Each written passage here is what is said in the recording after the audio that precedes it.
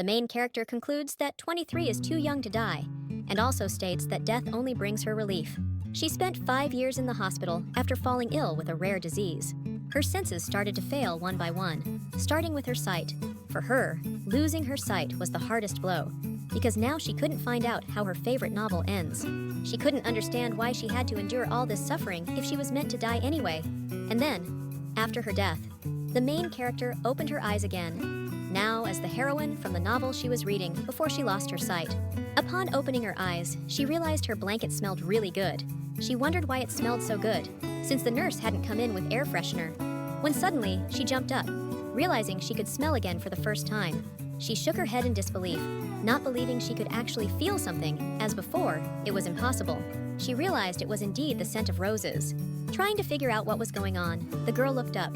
Surprisingly, she found herself in a room she didn't recognize. Suddenly, there was a knock on the door, and a voice called her, Ariel, asking if she had woken up. A maid brought her a tray, wishing her a good morning. The girl was shocked as a maid greeted her, who just smiled innocently and asked what bath scent she preferred today, milady. Her rosy cheeks couldn't understand why someone in a hospital would wear such clothes, and then she wondered what Lady Ariel meant. Our heroine glanced at the tray and saw something strange, like jelly with a rose inside.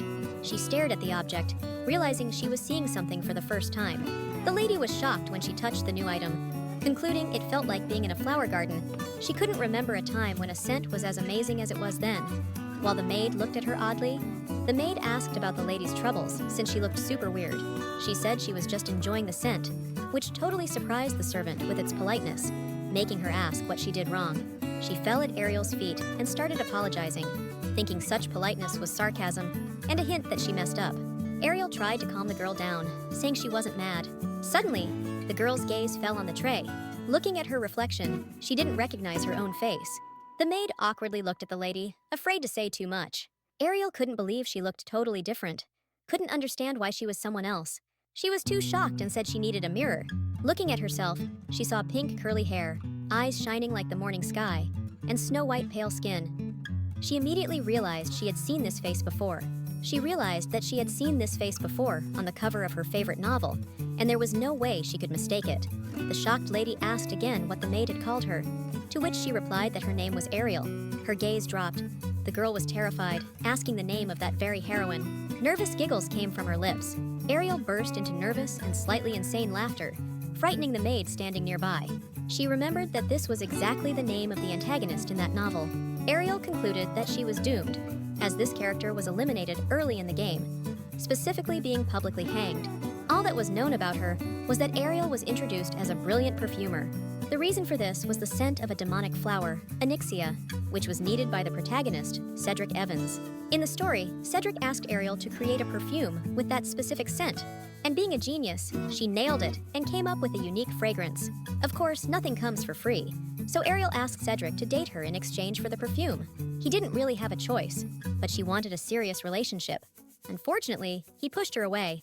After dumping her, the guy started seeing someone else. Ariel's obsession grew stronger, and she tried to kill the female protagonist using the perfume and the poison inside it. However, she got caught and was publicly hanged for the attempted murder. Looking at herself in the mirror, she knew a grim fate awaited her.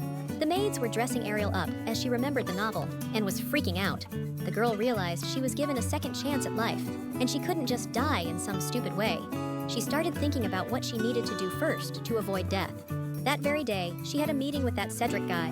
When he called her, she smiled and responded to her name. The lady immediately declared that it was time to put an end to their relationship. She figured she had to dump him first to avoid a fatal future. Ariel stood up from the table and stated she no longer had feelings for him, and it was time to end it. The guy tried to stop her, saying she shouldn't rush off and that he had something to tell and show her. She smiled and explained that she would send the perfume through a messenger, and there was no need for them to see or talk to each other anymore. She smiled and joked that he wouldn't turn into a mad dog just because she left without any regrets. The guy looked at the girl and asked her to repeat her last phrase. Turns out, the girl had given that nickname while reading a novel, and she immediately apologized for it. Having said everything she wanted to, the girl left the restaurant. After meeting Cedric, Ariel realized why the character was so obsessed with him. He had a really handsome face, but dying for him would be just stupid. She concluded that if they had parted ways, they wouldn't cross paths again, and that meant there were no more reasons to die. and Ariel could live a new life, given to her for the second time. Ariel stormed out of the restaurant, shouting that she was finally free. Upon arriving at the palace, the lady saw a tall guy in a dark suit and an elegant, lush tie. Everyone started bowing, not daring to look up at the man. As it turned out, this man with a displeased expression was Ariel's father. Her dad asked if she had seen Mr. Cedric again. Suddenly, the man started yelling about how she was disgracing the family honor and that everyone was pointing fingers at her. Then, he flat out said that no matter how hard she tries, Lord Evans will never give her a second look. In a flash, Ariel hurried to declare that she and Cedric had broken up. She said there was no need to worry, as they had definitely ended their relationship. Everyone, including the servants, was shocked by Ariel's loud statements. But instead of supporting her, her father laughed in her face, saying it was about time Cedric ended things. She tried to explain that the breakup was mutual, but her dad again said he'd never believe that, especially since she seemed suspiciously calm. Ariel finally ran out of patience and retorted that she was the one who suggested they break up. The man was stunned, asking her to stop this charade since it was just another ploy for attention. But when Ariel said she'd lost her feelings for Cedric, her dad totally flipped out. He suggested checking her temperature because, apparently, she must be sick. Ariel asked him to stop, saying she wasn't sick, just really tired, and wanted to go to her room. Ariel's dad almost fainted when he heard that, since she wasn't supposed to talk back to such a distinguished man in that tone. The lady was really tired, but she still needed to visit the perfumery. She asked for her maid to escort her, but once there, she told her to leave. The maid was shocked to hear that her mistress wanted her to take a break. At that, the maid bowed and thanked the lady. Entering the room, she saw a huge table and a shelf filled with lots of jars containing new scents. The girl started examining all these jars and touching everything there. Grabbing one of the jars, the lady took a sniff and was hit by a strong smell. It was a very sweet and intense scent of blooming roses. Although the fragrance was delicious, it was too overpowering, making Ariel start to cough. Tears welled up in her eyes as she realized she had lived for so long without the ability to smell. In her past life, she had dreamed of becoming a perfumer and studied hard to achieve that goal. Before she fell ill, she was studying at the chemistry department. Suddenly, the lady shook her head, realizing she didn't want to remember the past. Ariel started looking for something, some item that was supposed to be somewhere in the room. Her gaze fell on a chocolate box that was slightly ajar. Opening it all the way, she smiled, realizing she had found what she was looking for. Ariel found a book where she always used to jot down her recipes in the novel. When she opened the book, she spotted a very strange recipe. She saw a recipe for a scent meant to kill the main heroine. Ariel was horrified as she flipped to the next page. Suddenly, her eyes landed on the love potion she once developed to make Cedric fall for her. Ariel kept flipping through the book because this wasn't what she was looking for. Then, she finally found what she needed, a perfume in a purple bottle. It was a perfume with a scent of a demonic flower, Onyxia. This legendary flower, occasionally found on the eastern continent since the gates to the demonic world were closed. Even members of the royal family tried to obtain this flower because of its uniqueness. But the problem is, this scent is the only thing that can calm Cedric down.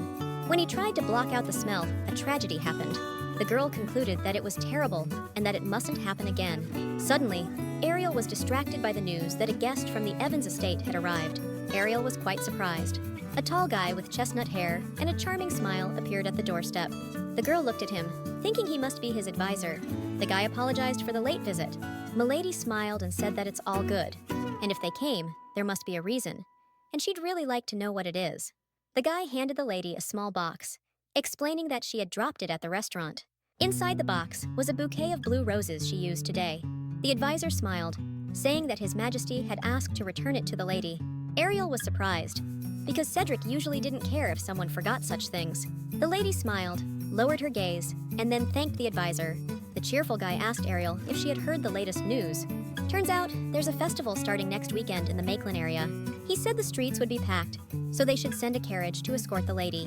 The girl wondered why His Highness's people needed to escort her. Ariel realized that Cedric's advisor wasn't aware of their breakup.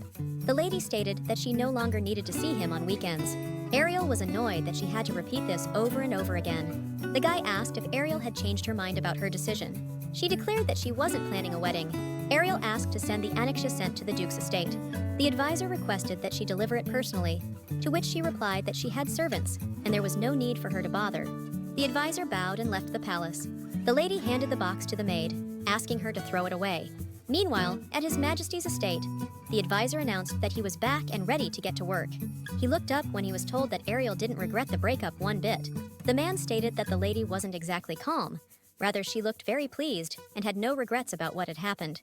Cedric smirked, realizing that this relationship was all on her terms, and she would end it on her terms too. The gentleman realized that Ariel was quite the odd one. She didn't complain about his tardiness, nor did she stare in anticipation of something. He understood that this girl had forcefully kept him by her side for a year. The guy thought there had to be a solid reason to break up. The advisor speculated that maybe Cedric had somehow offended Lady Ariel. The only thing Cedric could do was be 10 minutes late today. The guy asked if perhaps this breakup was good news for the gentleman. At that, the gentleman just got angry, asking him to repeat his last phrase. He continued, because the man had never had feelings for her and only dated her because of the promised perfume.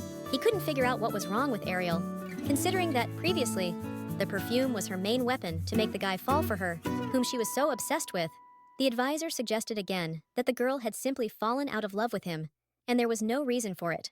Cedric countered that she couldn't have stopped loving him because her crazy obsession had lasted a year, and feelings like that don't just vanish. He didn't know the reason behind their breakup, but somehow things were turning in his favor. Cedric couldn't understand why he felt so upset that Ariel had dumped him, especially since he never loved Ariel. The man looked away and complained about a bad smell in the room. He sent the advisor to tell the servants to bring him some cold water. Ariel spent several days in the perfumery, studying a notebook and reading recipes she had written before she ended up in her new body. Memories that the lady had buried deep inside her due to illness were gradually resurfacing as she read. The girl went through all the scents, mixing them together. Finally, she created the perfume she had so desperately wanted to make. Ariel was looking through her notebook, checking all the ingredients she'd written down. Her eyes landed on a couple of unusual recipes, like perfumes that heal internal wounds and attract people. Knowing this, Ariel realized she could become a real sorceress with the magical gift of scent. She created a perfume designed to whisk away fatigue with a single spray. The lady sprayed the perfume on herself, trying to figure out if it worked. Ariel didn't feel anything, but one of the maids asked to try it on herself. The lady smiled and agreed, since the maid had been helping her and might as well try the fragrance they created together. After spraying the perfume on the maid, she inhaled it and closed her eyes, waiting for a miracle. Suddenly, the girl started running around, saying she felt a sudden burst of energy. Ariel was amazed by the instant effect. The maid got to work, mixing petals and trying to channel her newfound energy somewhere. The blonde yelled that she needed more work. Turns out, they had run out of ingredients to make the perfume. They decided to head to the Sinan district to buy everything they needed. Once there, the lady was amazed, as the area was really beautiful and lively. The girls picked loads of flowers, all sorts, with a variety of scents. But suddenly, Ariel tripped and fell, dumping all the flowers she was holding right onto the ground. Some ladies appeared across the way, claiming those flowers wouldn't be enough, giving Ariel a snooty look. One lady declared that these flowers were too shabby to catch Mr. Cedric's attention. The ladies started laughing, saying they heard about Ariel leaving the date because Cedric is a busy man. Ariel smiled, realizing the ladies were trying to get under her skin. The girl thanked the ladies for caring about her feelings. After gathering all the flowers, she said there was no longer any need for that, since she and his lordship had split up. The fan-wielding upstart was shocked by such a bold statement. Everyone started mockingly pitying the girl, saying it was cruel of him to dump Ariel. They began saying that it's unlikely anyone would want someone who's been dumped after a long relationship. Ariel smiled and declared that the statement was an insult to his lordship. She told them that there's nothing weird about people breaking up, and that Cedric will surely be needed by someone else after the split. They were amazed to find out that the girl was the one who initiated the breakup. To prove her point, the girl asked the upstart to introduce her to a young lord. She stated that instead of the aloof duke, she'd prefer a sweet and kind guy. The lady thought Ariel was laughing at her, since she couldn't believe it was really true. She declared she'd remember those words, then left with her group of girls. Ariel smirked, realizing she had nothing more to worry about. Meanwhile, His Highness received a package from Ariel. The Duke realized that the girl had kept her promise and sent the needed perfumes. The advisor asked to check the perfumes, since the girl had previously sent him various love potions. He, in turn, refused the advisor and sprayed it all over himself, realizing just how talented Ariel was. The man began to wonder what recipe the girl used, since all the previous perfumes had failed. As it turned out, there was a false bottom in the box, and there were another set of perfumes, the very ones that help relieve fatigue. There was also a note inside, describing how these perfumes should also help. The guy grabbed the bottle, thinking it was just another trick to seduce or make someone fall in love using perfume. The Duke decided to check if Ariel had mixed something into the perfume. He couldn't test it on himself, so he sprayed the bottle on his advisor. The guy felt like he was lying in a warm, sunny field with a soothing breeze blowing over his body. He started running again and said he was going to work since he was overflowing with adrenaline and energy. The man found this reaction amusing, but then decided to look at the note. Ariel had a little bit of the perfume left, which made her wonder if it was enough. Holding the notebook in her hands, the girl instantly realized those pages were worth thousands of gold. The maids asked Lady Ariel to come down to the table because her father was waiting there with an important announcement. Afterwards, he announced that the gentleman was expecting her. The lady approached the table where the head of the family was waiting for her, looking stern, or rather, serious. Giving her a stern look, the man ordered her to sit at the table. Wiping his face with a napkin, he announced that he had something to tell her. The father said that Ariel needed to get married immediately. This really shocked the girl, especially since she had just broken up with Cedric. He explained that rumors of her breakup with the Duke had spread. She received a proposal from the son of people who deal in importing currency. Her father explained that she needed to marry him and bring a son into the family. Ariel is turning 23 this year, and she's already of marriageable age. The thing is, aristocratic women are often married off for political reasons. Suddenly, the lady got goosebumps because she was given a second chance at life, and she didn't want to marry a stranger. While the daughter was worried about her fate, the man was thinking that the guy was pretty handsome. In any case, the lady will marry a handsome, tall, and slim guy. But Ariel wanted something else. The girl tried to explain to her father that she wanted to enjoy some freedom. To that, the Duke asked what the girl wanted, since he could fulfill any whim of hers to save the family's reputation. The man declared that he would fulfill any whim of hers if she responded positively to the proposal in marriage. Ariel smiled and asked for a lot of money this month. At this, her father grimaced and glanced at her. The man stated that he heard the girl had picked up her old hobby. For the man, the hobby of perfumery was considered too strange and silly to think it could be of any benefit. He said he'd give the lady 20,000 bis for just one date with the suitor. Smiling, the girl agreed, not skimping on the money. Her new fiancé was a minor character in the novel. This was the guy who, in the novel, drugged and kidnapped the main heroine. But seeing his smile and the bags under his eyes, the lady wanted to run away. Realizing this suitor was just a psycho and definitely on something, she asked about the awful smell coming from the guy. He asked what was wrong, and she replied that the smell was very strange. The fiancé claimed he smelled something weird too, and suggested they should tell the manager. Ariel started rummaging through her purse, looking for her new perfume. The man was impressed, saying he knew the lady collected perfumes, and that it was not only useful, but very interesting. He tried to compliment her, but she responded by spraying perfume right in his face.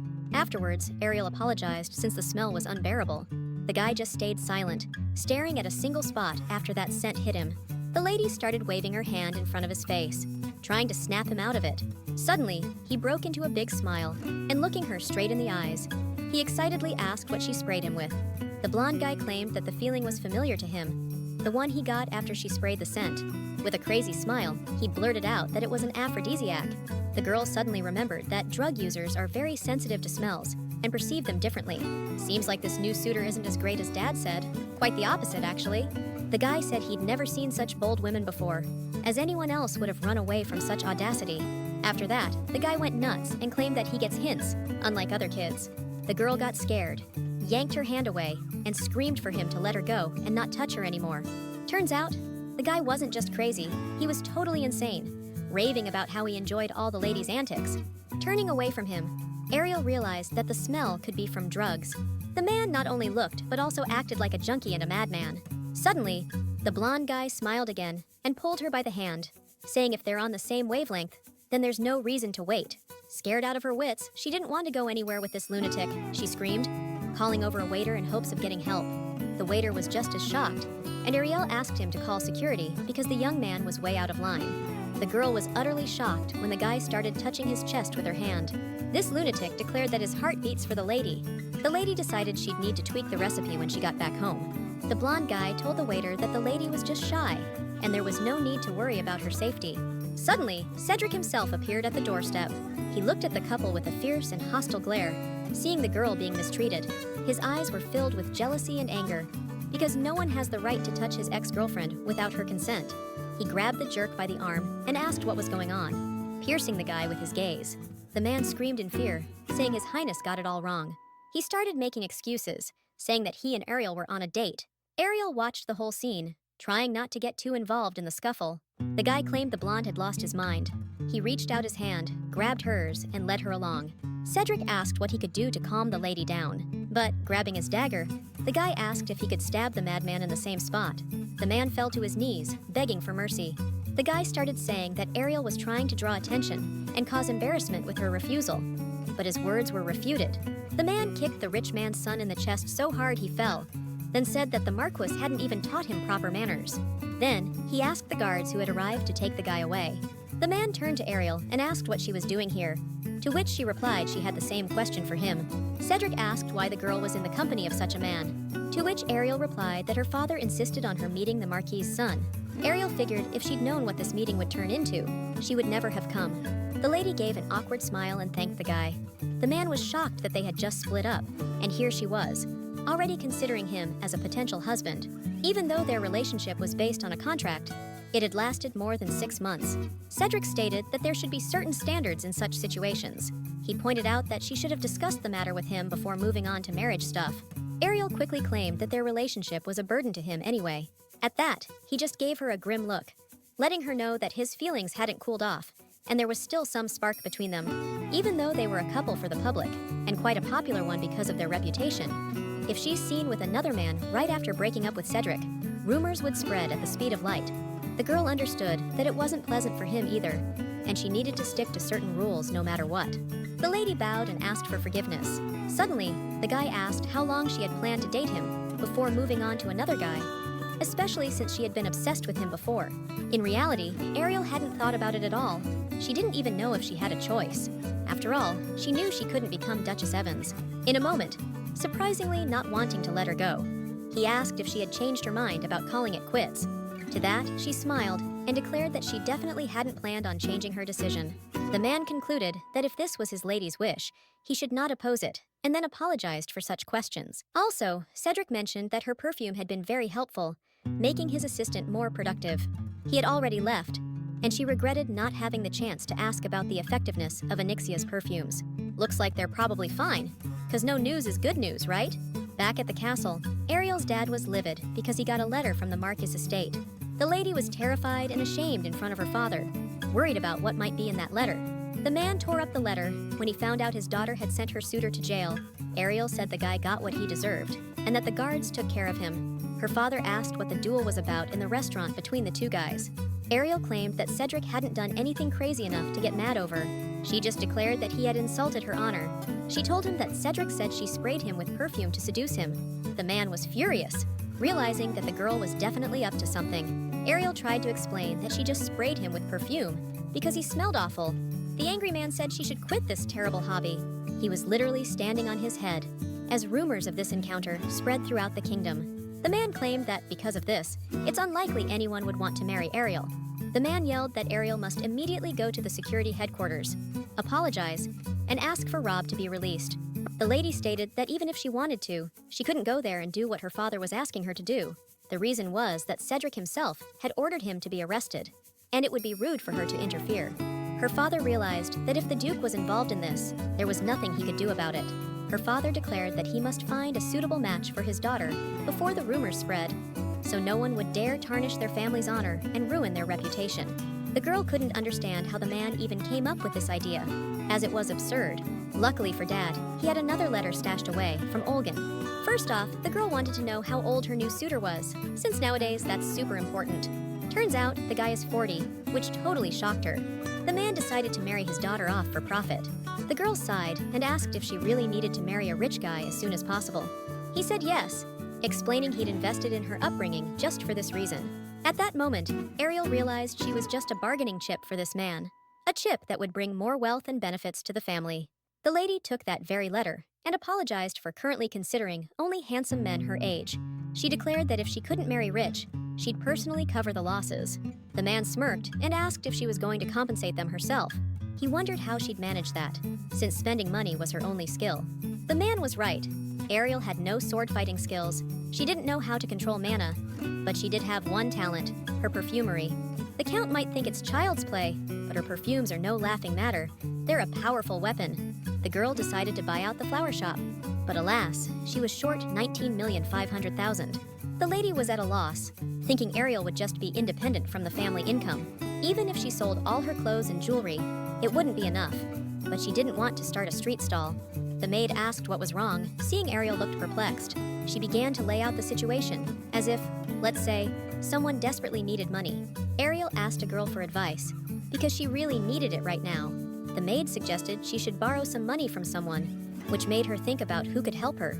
The servant replied, saying she could ask the head steward for help. The lady tried to say that it was her acquaintance who needed the money, but unfortunately, the maid realized she was talking about herself. Suddenly, some gray-haired stranger offered to share his opinion on starting a business. He advised the lady to find an investor to make it easier. The guy claimed he knew who Ariel was, but didn't want to be misunderstood. After everything, Ariel realized she was quite popular among people, as she was a brilliant perfumer. The maid wondered how he knew all this, given that the guy worked at a flower shop where Ariel bought ingredients for her perfumes. The gray-haired man proudly declared that all the flower traders had heard of her, and other perfumers who came for flowers mentioned her talent. The lady realized she could use her recipes to find an investor, and the faster she finds one, the quicker she can start her business. She grabbed his hands, thanking him for everything. Ariel walked away with a satisfied smile, saying it looks like she found a solution. The maid claimed it was indeed a great idea and ran after her. It seems Ariel knew where to find an investor, the event where powerful nobles with good reputations and resources who love to dress up gather. The perfect choice turned out to be the most popular ball. Among the wealthy, there are those ready to invest their money in a perfume business. When she arrived, everyone looked at her sideways because they knew about the rumors. Ariel herself couldn't figure out what was up with the vibe here, since the balls used to be so much fun before. People were saying that the lady had no shame at all, walking around with her nose in the air, and they didn't like how she annoyed the Duke, and even worse, had poor Mr. Rob thrown behind bars. Suddenly, some girl forcefully pushed the lady, claiming she hadn't seen her. She nervously laughed it off, saying it was no big deal, knowing full well the lady did it on purpose. She couldn't understand what was wrong with Ariel's reputation, considering she used to be quite esteemed among the locals. With this kind of atmosphere, the girl wouldn't even be able to introduce herself. Out of nowhere, a stranger defended Ariel, stating that it wasn't Ariel who had Mr. Marcel locked up, but Mr. Cedric. She declared that if the lady had any issues, she should formally complain to his lordship. Then, she turned to the crowd and told them to stop spreading baseless rumors. As it turned out, this girl was Charlotte Zenos. Marcel's only child holds all the power in her hands. Because of her lineage, there's always someone around the Marquis's daughter. Plus, the girl's attractiveness has definitely played its part. Being the queen of all receptions, she sets the trends and the fashion. She realized she should thank all these people, as they helped her get closer to Charlotte. A lady approached Ariel and asked if she was all right. The girl figured it was her chance to get even closer, saying the atmosphere made it a bit stuffy. The lady sniffed and asked if Lady Ariel had put on too much perfume. Charlotte shared that the girl smelled like a cherry orchard.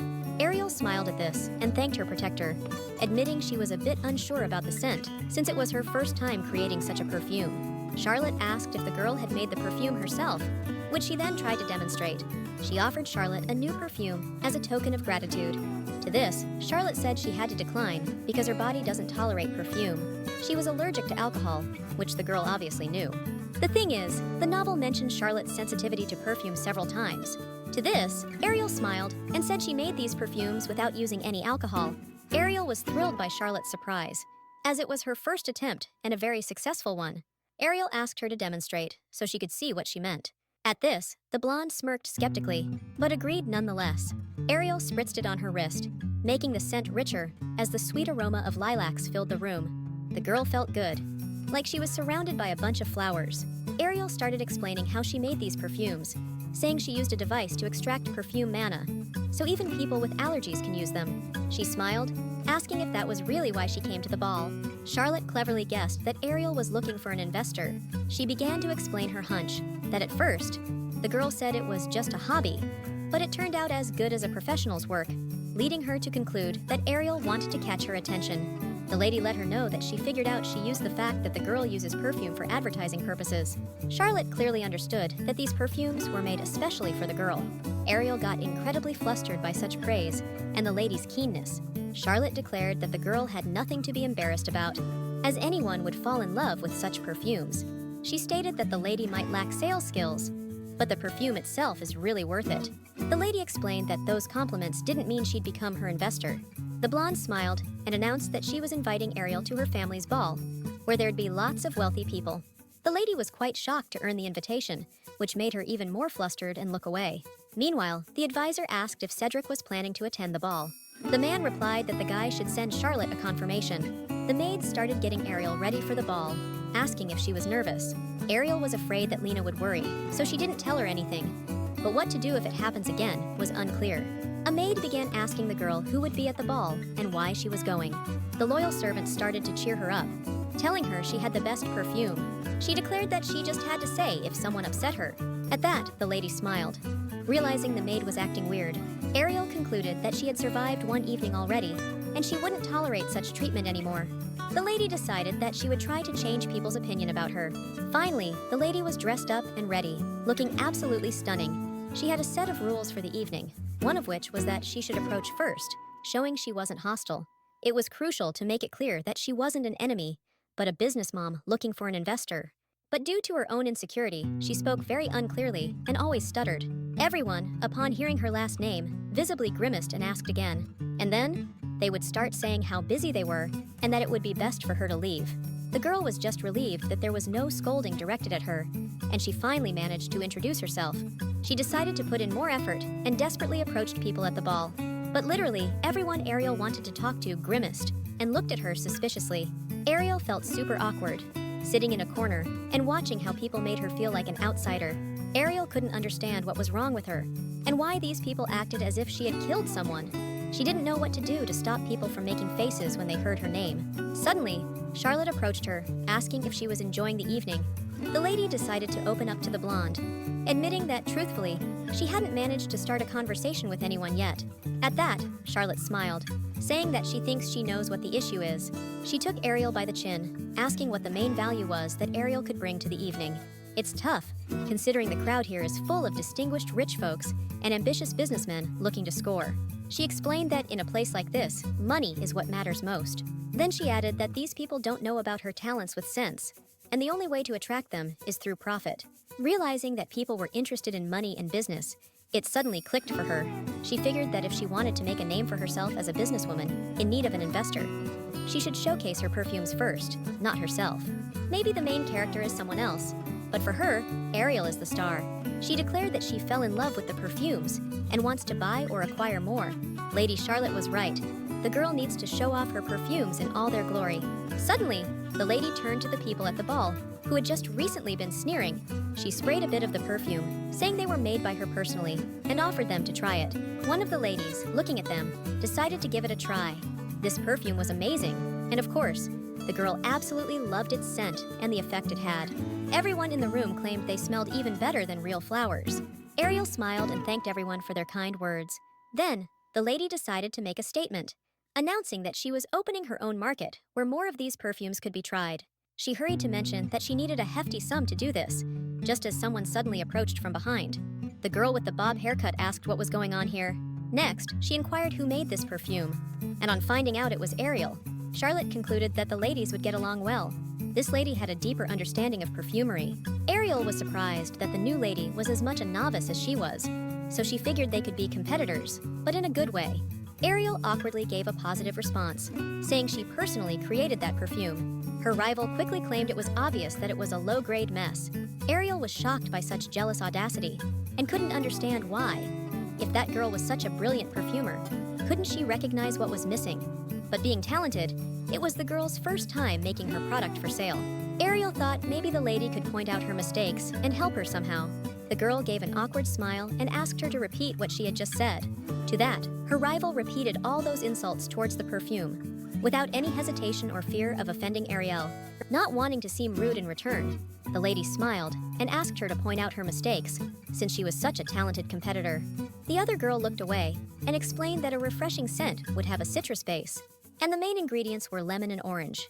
She also explained that these fragrances won't last long.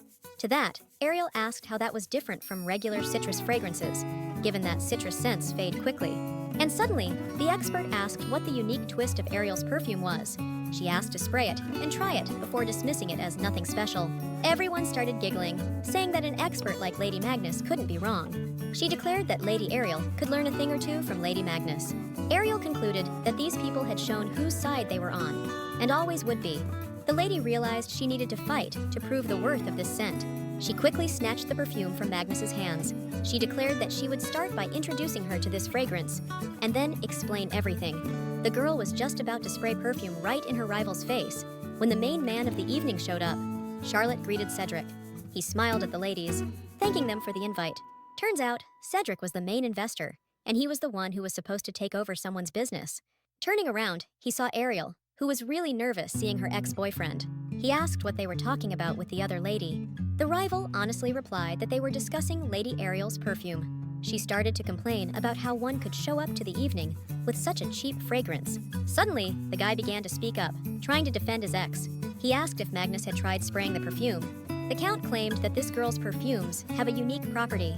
He mentioned that his subordinate's productivity massively increased thanks to the perfumes, and he still enjoys using them. The girl looked away and asked if Magnus could create something similar. The man asked her not to talk nonsense without knowing much, glaring intensely into her eyes. Ariel was amazed that Cedric decided to defend her. But anyway, Ariel was annoyed because she didn't really need help. She needed her fragrance to be recognized.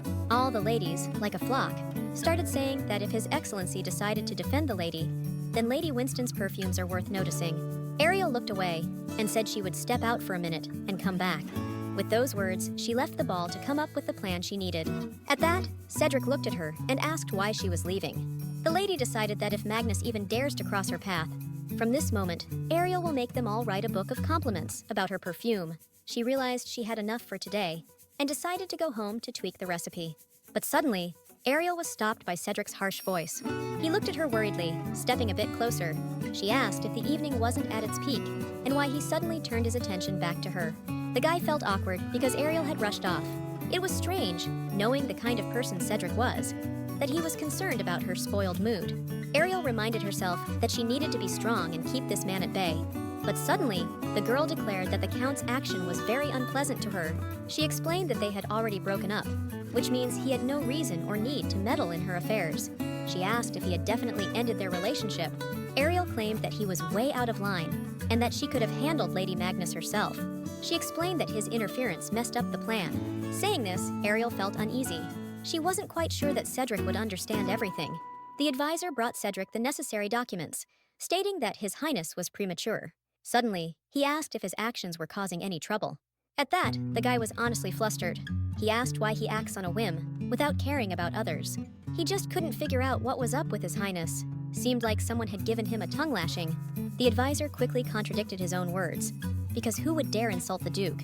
He quickly concluded that it had something to do with Lady Winston. When asked how he knew, the guy claimed that she's often the reason behind his bad moods. He asked Cedric to share his problem with him, since he might have some useful advice. The Duke started talking, mentioning that the lady's distressed look motivated him to help. The man himself couldn't understand why he had followed her then. He tried to explain that she looked upset, and he couldn't have done otherwise. The man cautiously recalled her desperately irritated expression and her words about him being selfish. The advisor was totally shocked, since Lady Winston herself had badmouthed His Highness. He admitted that it really did bother him. The blonde realized that Cedric had a soft spot for the girl, and he found it sweet. He didn't know why, but Lady Winston had changed a lot, so there was nothing to worry about. The advisor suddenly suggested apologizing to Lady Winston. The guy tried to explain why such a thing could upset the lady, even though the man acted in her best interest. The man looked away and sighed, agreeing with the idea of apologizing to Ariel. He started writing a letter, ordering it to be sent to Winston Estate at dawn. The maid handed Ariel the letter from Cedric, smiling sweetly. She read the letter, which stated that the man had acted extremely tactlessly at the party. He wrote that Ariel's words made him reflect, and he would like to meet and apologize. Cedric invited the lady to a restaurant to apologize. She arrived in a small carriage, drawn by 2 white horses. The girl thought she might have gone too far yesterday, considering no one had ever treated Cedric like that, and he must be shocked. But she concluded that it wouldn't hurt to receive an apology, so here she was. That's why Ariel was really nervous. She didn't want to hurt anyone and then be on the receiving end. She asked the carriage to stop because she wanted to walk. He pointed towards a direction, showing the lady where the restaurant was. There was still some time before the appointed hour, so the girl decided to take a walk. But suddenly, a nasty sound was heard. Someone had just snapped a photo of Ariel from behind, blending into the crowd. When she spotted the camera, the lady was surprised, and even more so, scared. She yelled at the guy with the camera to immediately put it away, drawing the crowd's attention. The stranger acted really weird and took off running. She managed to grab, or rather, catch his camera, totally shocked. The girl couldn't figure out why the guy ran off so fast. It just didn't make any sense. Seeing that he was trying to escape, she quickly came up with a plan. She ran after him, shouting for people to hold that pervert down. He kept running, screaming that he was just following orders. Suddenly, Cedric tripped him, and the guy fell to the ground. Thanks to that, Ariel caught the creep. The guy asked what trouble this poor dude had caused. Ariel found it a bit hard to speak. She just needed to catch her breath. The man suggested they talk it over in a restaurant. They forced the stranger to his knees, telling him he'd been illegally taking photos of people without their permission. She claimed that she caught the camera he tossed while trying to escape. Cedric decided it was time to check the photos taken. There, he saw a bunch of his own explicit photos. He said he had his own thoughts about it and would try to figure things out. Ariel was calm, knowing there was only one photo of her anyway. Finding out this guy had also snapped a photo of Ariel, he frowned deeply. The guy asked to let the security know that he should be punished. They took the man away, leaving his ex all confused. Cedric apologized, hanging his head. He scolded himself, admitting he set up the meeting to apologize, but ended up causing her more trouble, which he needed to apologize for again. The girl couldn't understand why the man was apologizing so much for every little thing.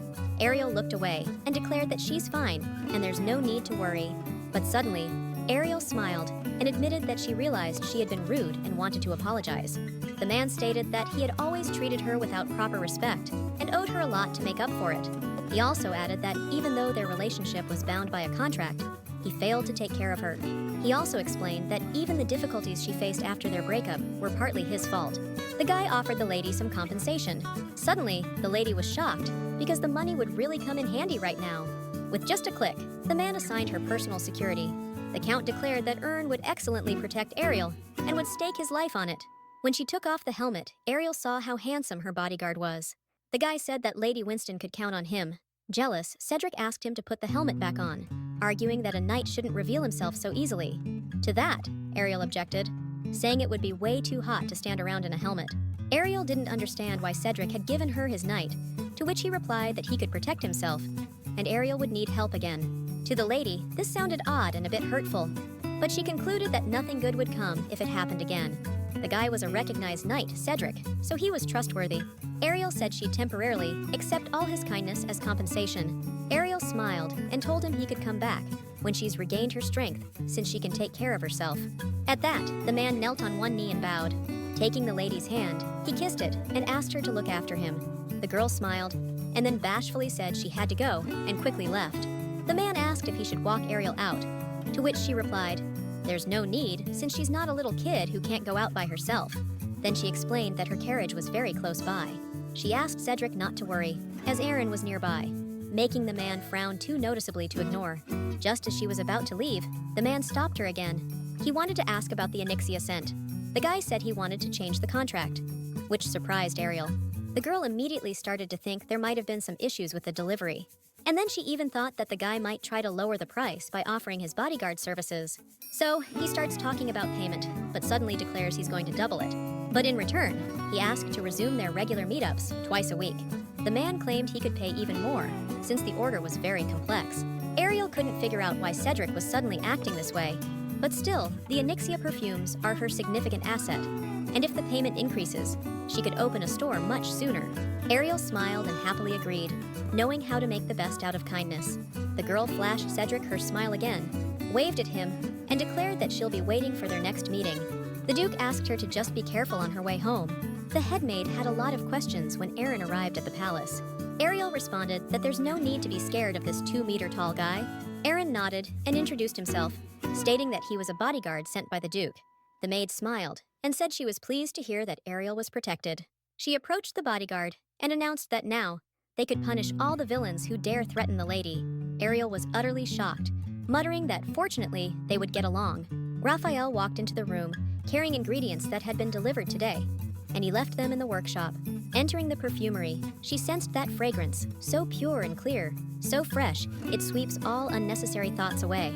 She reached out for the fresh pine branches, releasing their freshness into the air. Suddenly, the maid suggested grinding it right now, as quickly as possible. This time, they used a magical device for the essence. Ariel decided that she needed to choose the purpose of this scent. Behind her stood Aaron, watching closely. A clear, pure, refreshing scent. The one that Ariel's new bodyguard was crazy about. Looking at the guard, she concluded that she had already decided on the concept. The lady took the guy's hand, asking for his help. The bodyguard got quite embarrassed and started to get nervous. When the man entered the room, everyone was quite intrigued. Ariel bought her guy some pricey clothes, thinking it was a solid investment. Plus, it really suits him. Aaron asked why all the fuss, to which Ariel told him not to treat her like a lady boss. He wondered why she thought he'd actually be of any use to her. To that, she claimed it was obvious since he could really help her with her plan. Ariel decided that Aaron would become the icon of the high society club. She sprayed a new product on the guy's wrist. The scent, called Morning Walk, had a cedar extract base.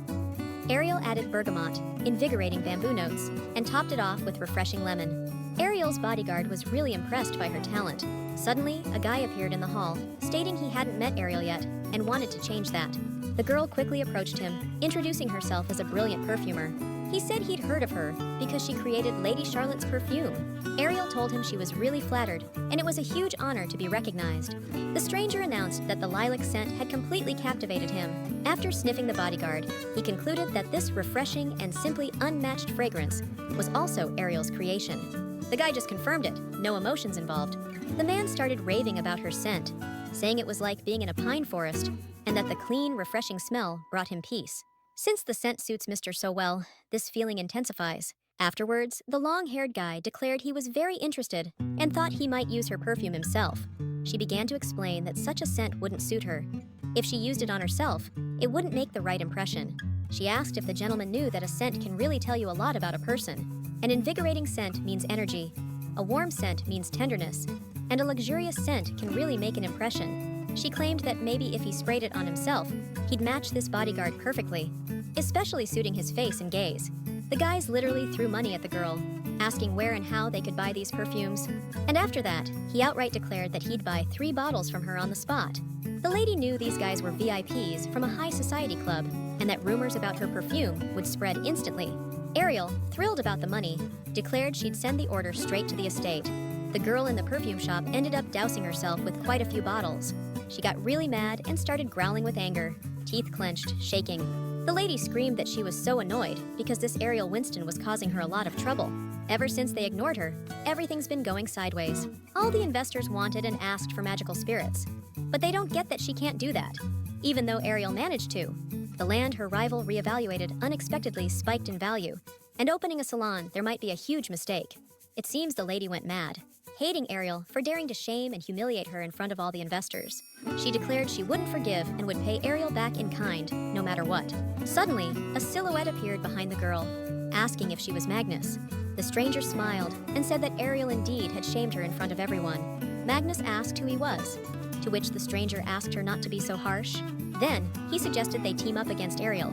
But the lady wasn't about to sign anything or start collaborating until she knew who and what this guy was about. The man threw back his hood and introduced himself, saying he was Ozzy, the 5th son of the Empire. The girl was totally shocked that the prince himself offered to team up against her main enemy. When asked why he decided to collaborate with her, he replied that he hated Cedric Evans. He handed the girl a photo of Evans, bad-mouthing the Lord in every way possible. Seeing those explicit photos, she didn't know what to feel and just grimaced.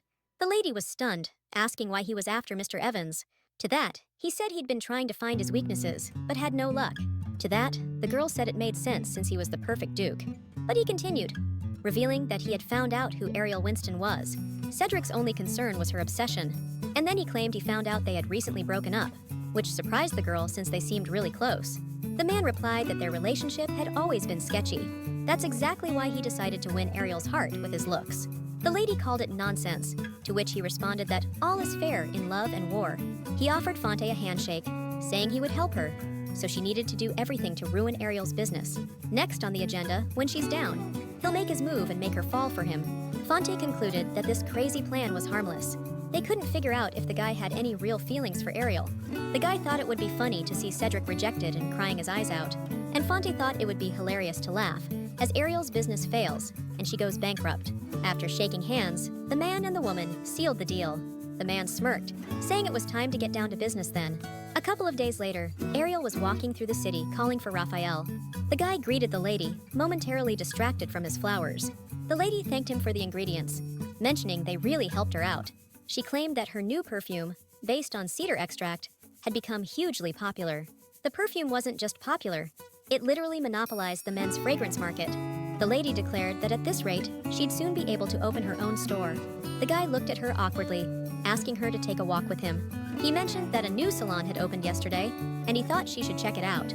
When she got there, the girl realized it was a new Magnus salon. She decided to sneak a peek and saw how the salon was set up, noticing there were tons of products besides perfumes. For a moment, the girl wondered if the rumors about their feud with that rival had spread. The guy said that checking out the salon could actually be good for her. The salon was packed with people excited about the opening of Lady Magnus's salon. The scents were pretty good, and the prices were quite reasonable, which made people really happy. Suddenly, the lady spotted her own perfume for sale, with a hint of lilac scent gently enveloping the body.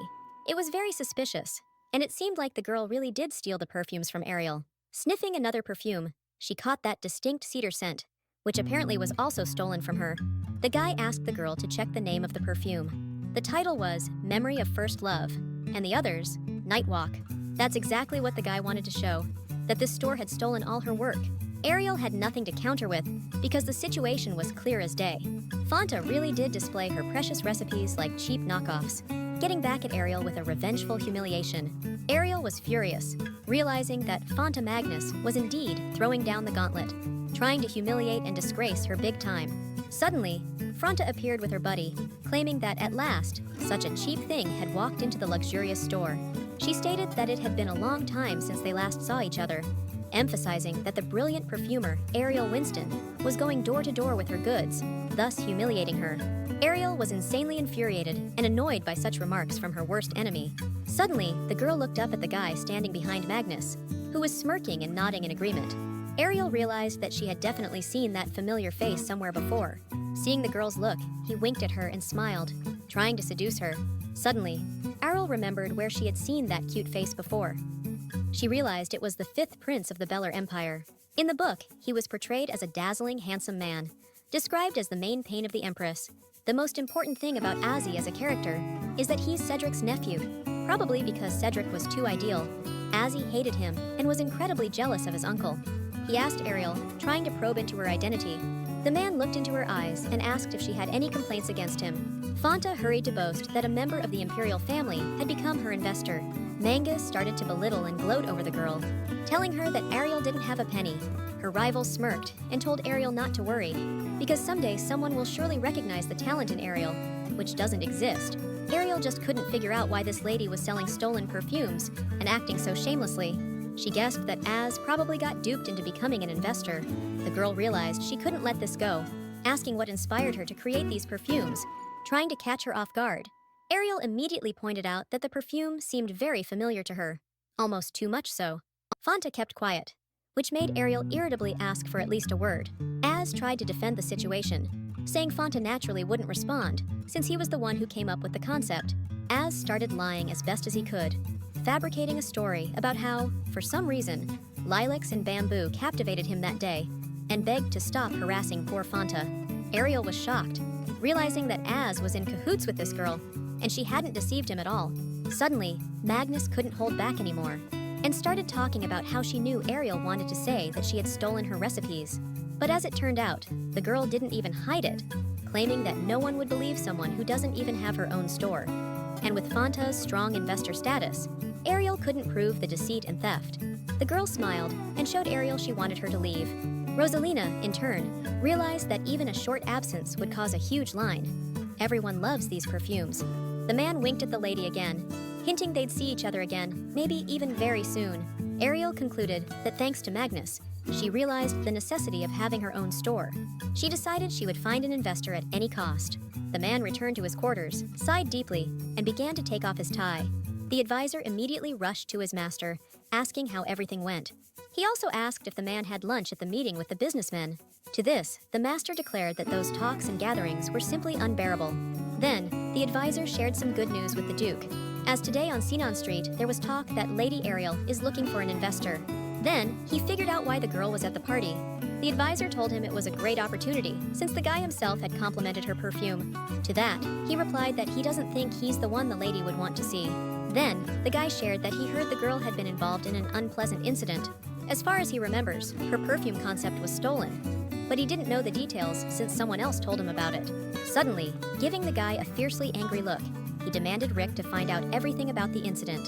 The maid wanted to wake Lady Ariel, but then discovered she was in the perfumery, and also concluded that Lady is quite diligent. Upon reaching the right place, the lady found Ariel lying forehead down on a notebook, apparently asleep while trying to figure out a new concept. Waking up, Ariel started drinking tea, while the maid cleaned up her desk. The sleepy diva thanked Rena, saying she brought her back to life. The lady anxiously asked if everything was all right with the madam, who replied that everything was fine, except for a splitting headache and an itchy nose. The maid asked how she could have spent the whole night working on the perfumes when she said it would only take 2 hours, to which the pink-haired lady explained that, otherwise, they wouldn't see any investors. At this, the servant worriedly said that she still needed to take care of her health. She told her she would prepare a bath for the madam, and afterwards, she must go to bed, no arguments. Even though Ariel pushed herself too hard, the result was worth it. She developed a new product and drafted a business plan, with only finding an investor left to do. Ariel immediately concluded that the sleepless night had been a great decision. Suddenly, the butler announced that a visitor had arrived for the lady and was waiting for her. Ariel was surprised when she found out that the visitor was Cedric. It was also funny that Cedric's advisor was in the same state as Ariel. The girl came down the stairs and asked what brought the guy here. The Duke declared that his matter was urgent, apologizing for not informing her of his arrival in advance. The man mentioned that in their relationship, it wasn't just the perfumes she made for him that could be urgent. But in a moment, Cedric shared that he heard rumors about her perfume recipes being stolen. The man handed the lady a product that was made from the perfumes stolen from her. Ariel was surprised at how quickly the rumors had spread. She looked up sadly, asking him if he believed her, considering it might be her who stole the perfumes. To that, he said he had tried many scents she created, and he couldn't be fooled by such cheap tricks. Suddenly, Cedric mentioned he heard she was looking for an investor and offered himself for the role. Cedric already manages many businesses, and if reliable businessman and investor Cedric invests in her business, it's bound to succeed. But the girl wondered if he suggested it out of guilt. Ariel had a strong, unpleasant feeling that she was using Cedric. But when it comes to investing, the lady has her terms and she thinks he won't mind. The investor asked to see everything the lady had prepared, and he'd happily choose whatever he thinks is necessary for promotion. The girl had prepared a unique perfume that smelled like roses. Ariel took the Duke by the hand, asking him to come to the lab since she could show everything right now. Ryan was tasked with preparing everything so the new investor could see what he would be putting his money into. To start, the girl presented her business plan, which she had been working on for about a day. Ariel's first goal is a salon. She developed a plan for its launch, which also includes the concept of her new product. Her nerves were acting up more than she thought. She was afraid the man wouldn't like her plan, and even worse, her product. But suddenly, Cedric announced that the business plan was brilliant, and he was very impressed.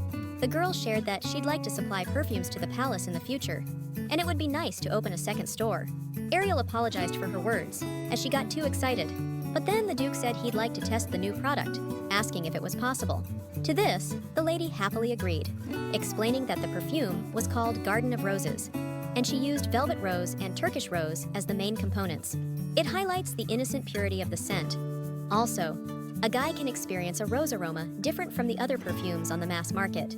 She sprayed the perfume on the man's wrist, and the advisor said that the scent felt like being in a garden in the morning, filled with the most charming roses, capturing dewdrops. The scent is the embodiment of a noble rose bush. Thanks to the enchanting aroma, the imagination made it seem like the Duke was showered with rose petals. The Duke himself concluded that you won't find such a scent anywhere else. The girl felt different when Cedric, not her servants, complimented her. Since the man approved not only the business plan, but also the product, he stated that the business plan was so detailed, it was hard to believe it was a newbie's project. And moreover, Ariel proved her exceptional skills in creating perfume. And finally, the man announced that he had decided to invest in the business. With words that Ariel would not disappoint Cedric, they left, looking forward to new meetings. The advisor reported that their trip to the Winston estate was not in vain. Indeed, the man managed to secure an excellent project, and it seems he will soon witness the couple's restoration. Surprisingly, the man already knew whom to suspect. He declared that this could cause trouble for Lady Winston, so it was important to keep an eye on him. Cedric was genuinely flattered by the prospect of becoming Lady Winston's partner and sharing all her problems. The maid began to praise the girl and congratulate her on their soon-to-be opened store. Ariel stated that Knight Earn also did a great job. Despite Cedric's help, things were hectic, and she decided to personally handle the shop's affairs. She didn't want to rest, feeling awkward about wasting time. Ariel was wondering when Cedric would contact her, when suddenly the knight and the maid burst into her room, announcing that the Duke had sent the needed information, specifically that the construction of the shop was complete. The group headed out to check out the shop, or more specifically, Ariel's perfume shop. The lady was surprised to hear the news, since the Duke had said it would take at least a few months. In fact, the man had demanded that the construction be completed as quickly as possible. Entering the shop, she was incredibly excited, but once inside, she gasped in delight. Ariel couldn't believe that this was truly her shop, to which Cedric informed her that there was a second floor arranged so that one could live there. The shop had a hall, a kitchen, and of course a lab, which was quite surprising. Ariel had always dreamed of having her own store. She was even ready to cry when she realized she truly made this lifelong dream a reality. But the surprises didn't stop there. The store also had its own garden, where Ariel could grow plants needed for making perfume. As the girl was checking out the flowers, the maid announced that she wanted to try out the kitchen, asking if anyone wanted some tea. But suddenly, the knight apologized, saying that it wasn't the best time for tea since guests were already waiting at the door. The girl was utterly shocked. They hadn't really advertised the store, yet a crowd had already gathered. Meanwhile, a jealous rival watched the opening, realizing she hadn't managed to break Ariel's spirit or her desire to thrive as a perfumer. The girl burst into Kalan's room, calling him a fool. She concluded that the man was only good at giving speeches, but practically useless and unhelpful. Magnus yelled that the man had no right to sleep during such a time, as all the customers had gone to Ariel's. To that, the pale-faced man said it was a minor issue and not worth getting so upset about. Magnus yelled that people were crowding around Ariel's salon, even before its official opening. And not only did this mean no one would even pop into her store, but now Cedric had become her investor. The blonde guy reported that he had already scoped out the situation. The girl declared that he should have stripped the lady of her investors from the get-go, instead of fussing over the small stuff, since he promised to take Ariel under his wing. He said that Fanta was too short-sighted, because to truly plunge someone into despair, you need to let them taste victory first, and then snatch it away. The man informed her that she should follow him, as he had a way to pull off a good plan. Finally, the workday is over, and Ariel saw off the last client. The day was a success, and the store is officially open. It's been a week since they officially opened, and the girl spent her hours serving customers, and, with the sunset, worked on perfume, managing the store affairs. She realized that business is not that simple. But what pleased the girl the most was watching her money pile up. The lady concluded that Cedric would be very happy with such profit. But first, she announced she was going out to stock up on ingredients. Walking through the town, Ariel mused that they would need lilacs, roses, and cedar.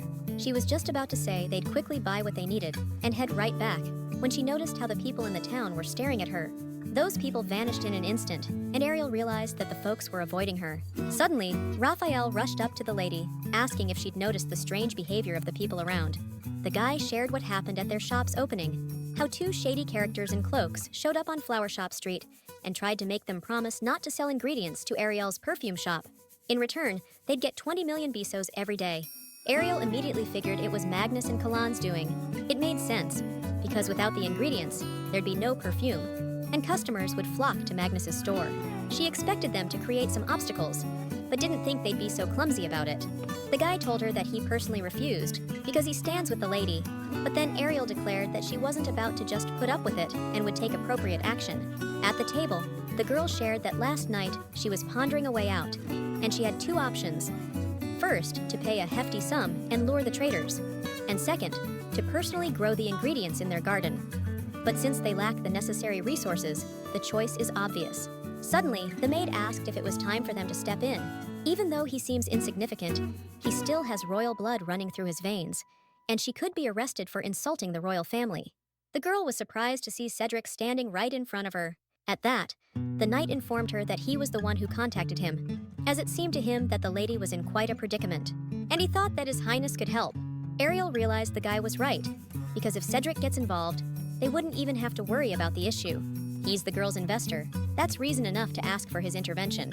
But suddenly, the pale-faced woman declared that she wants to handle this problem on her own, and no other way. And like a child, Ariel asked the Duke to at least give her a hint on what to do. He asked if she knew Gilbert, since she's the head of a major trading guild. She also handles the turnover of various goods. Her trading guild has connections with many noble families, and plays a huge role in the economy of the Beller Empire. And Jaina is always looking for a deal. The man heard that they've settled on the border of Beller now. Cedric suggested the lady make a deal with the woman. they arrived at the place, and it seemed like they just stepped out of the capital city and into another country. The man with blue hair greeted the girls, extending his hand and hurriedly asking what their business was here. Ariel introduced herself, stating she came to meet Madame Jaina, which surprised the man, and he asked them to follow him. Suddenly, Ariel realized that Cedric was right. Everything the girl was looking for was here and all fresh.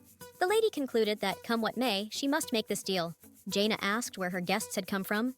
The girl mentioned she came from the Winston family, to which the lady replied that she wouldn't chat much and would get straight to the point about not wanting to make a deal. She apologized, saying that she should have studied the trade guild's etiquette before her visit. The blonde laughed, amazed that Lady Ariel actually did that. She promised to teach the lady about the trade guild's etiquette, as there's nothing too complex about it. Charlotte explained that the most important thing for the trade guild is the merchandise, and Mrs. Jaina only talks to those who bring items she likes. She brought a gold vase decorated with jewels. Ariel realized she likes expensive items, and if it came down to it, she would like to gift her some perfume, but she doesn't know anything about her. The girl asked if there was any information on what would be better to present as a gift. Charlotte then declared that she heard they've been plagued by Sirones lately. Sirones are birds with a very nasty temperament, and they love hunting, so they're often in the woods, causing trouble for travelers every time. These birds have a highly developed sense of smell, and any attempt to catch them, they pick up the human scent and fly away. Charlotte offered to go there herself and show off her skills in wild bird hunting, but suddenly she changed her mind, saying she didn't have enough time. But then she suggested her close friend for the role. Ariel choked on her tea when she found out that this friend was none other than Cedric. Then, out of the blue, the blonde asked her why she was so surprised, asking if she didn't like Cedric. However, it wasn't about whether she liked him or not, but because in the original story, he was such a terrifying character that no one dared to even say his name. However, meeting him in person, she realized how different he was from the character in the novel. Despite the first impression, he turned out to be exceptionally sensitive and polite. Therefore, her feelings for Cedric started to show, which was quite frightening for her. Ariel hurried to explain that their connection was purely as an investor and a business owner, and she could hardly get involved with him on a personal level. The lady felt like she had strayed far from her original goal, since she had recently wanted to end their relationship once and for all. The girl was pondering what she'd have to do when the main heroine shows up. Indeed, the lady thought that even though she had grown closer to the Duke, he was so busy that he'd hardly come to her aid. But it turned out otherwise. Cedric made it clear that helping the girl was his duty as an investor, so nothing could be more important. Ariel thought that Cedric, being human, probably needed a change of scenery too, which fueled his desire to help. The man offered to help the lady onto the horse, seating her in front of him and carefully holding her hands. The Duke pondered, trying to convince himself, repeating that his relationship with Ariel was strictly business, and their only goal was a business partnership. However, he sincerely couldn't understand why she was so captivating, why he wanted to spend more and more time with her. Cedric was glad that he had the chance to show the hunting grounds under the duchy's control. He suggested helping the girl down from the horse to look around, as Scarones were appearing in the area where they were. Walking through the forest thicket, the man suddenly asked the lady to freeze because he heard strange sounds that could signal an attack. The guy warned to be extra careful since Sciron is into shiny, pretty things, while the bird was eyeing the girls. Suddenly, this massive bird with a wild cry jumped at Cedric, hoping to attack and rob him. The man quickly reacted, took the hit himself, and told the lady to hide behind him. Deciding that the creature needed to be caught, he fired a special weapon, wrapping the bird in a net. But then, it started making pitiful noises and crying, trying to cover its face with its wings. It looked like the bird had a broken leg, and as the girl tried to approach, Cedric stopped her, warning not to fall for these sly tricks. But suddenly, on the face of this crying birdie, a smug grin appeared, and with a loud scream, it broke free and flew upward. The bird latched onto the servants' heads, literally tearing out their hair in clumps. Cedric glanced at the lady, asking if she was all right, but she was completely unharmed, just shocked by the actions. The hunters concluded that the rumors were indeed true. This bird has a really nasty nature and temperament. The maid suggested hiding, but there's no point in that, since the flyers will find the guys by their scent. The feathers of this terrible beast stank like urine, making everyone grimace. But Ariel actually liked the smell because, if her memory served her right, it came from musk.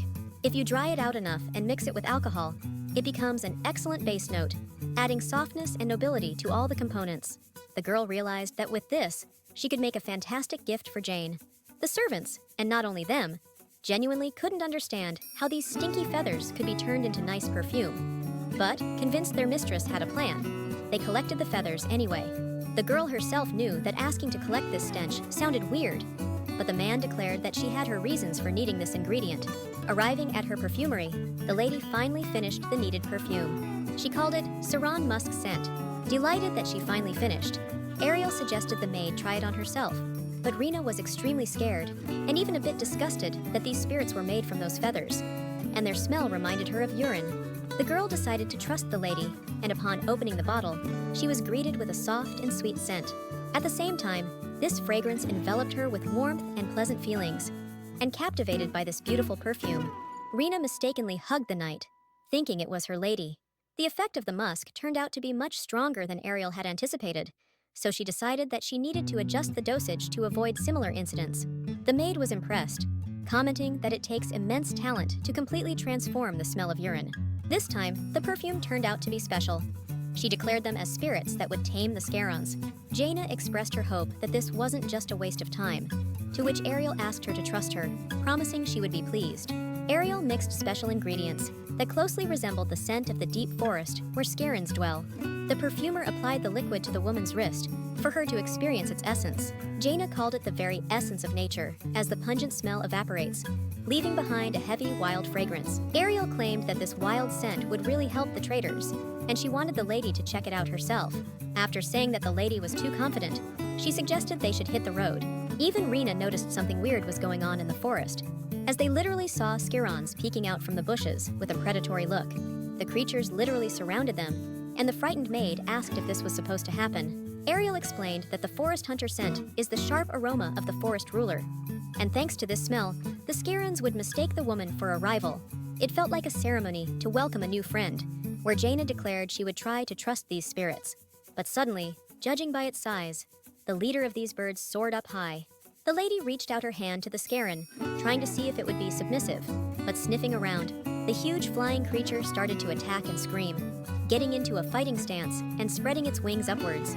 The girl started to panic, as it seemed her at first glance, brilliant spirits didn't work at all, to which the woman declared she had no other choice and pulled out a small dagger. But suddenly, this creature fell on its back, asking for belly rubs and feather pets.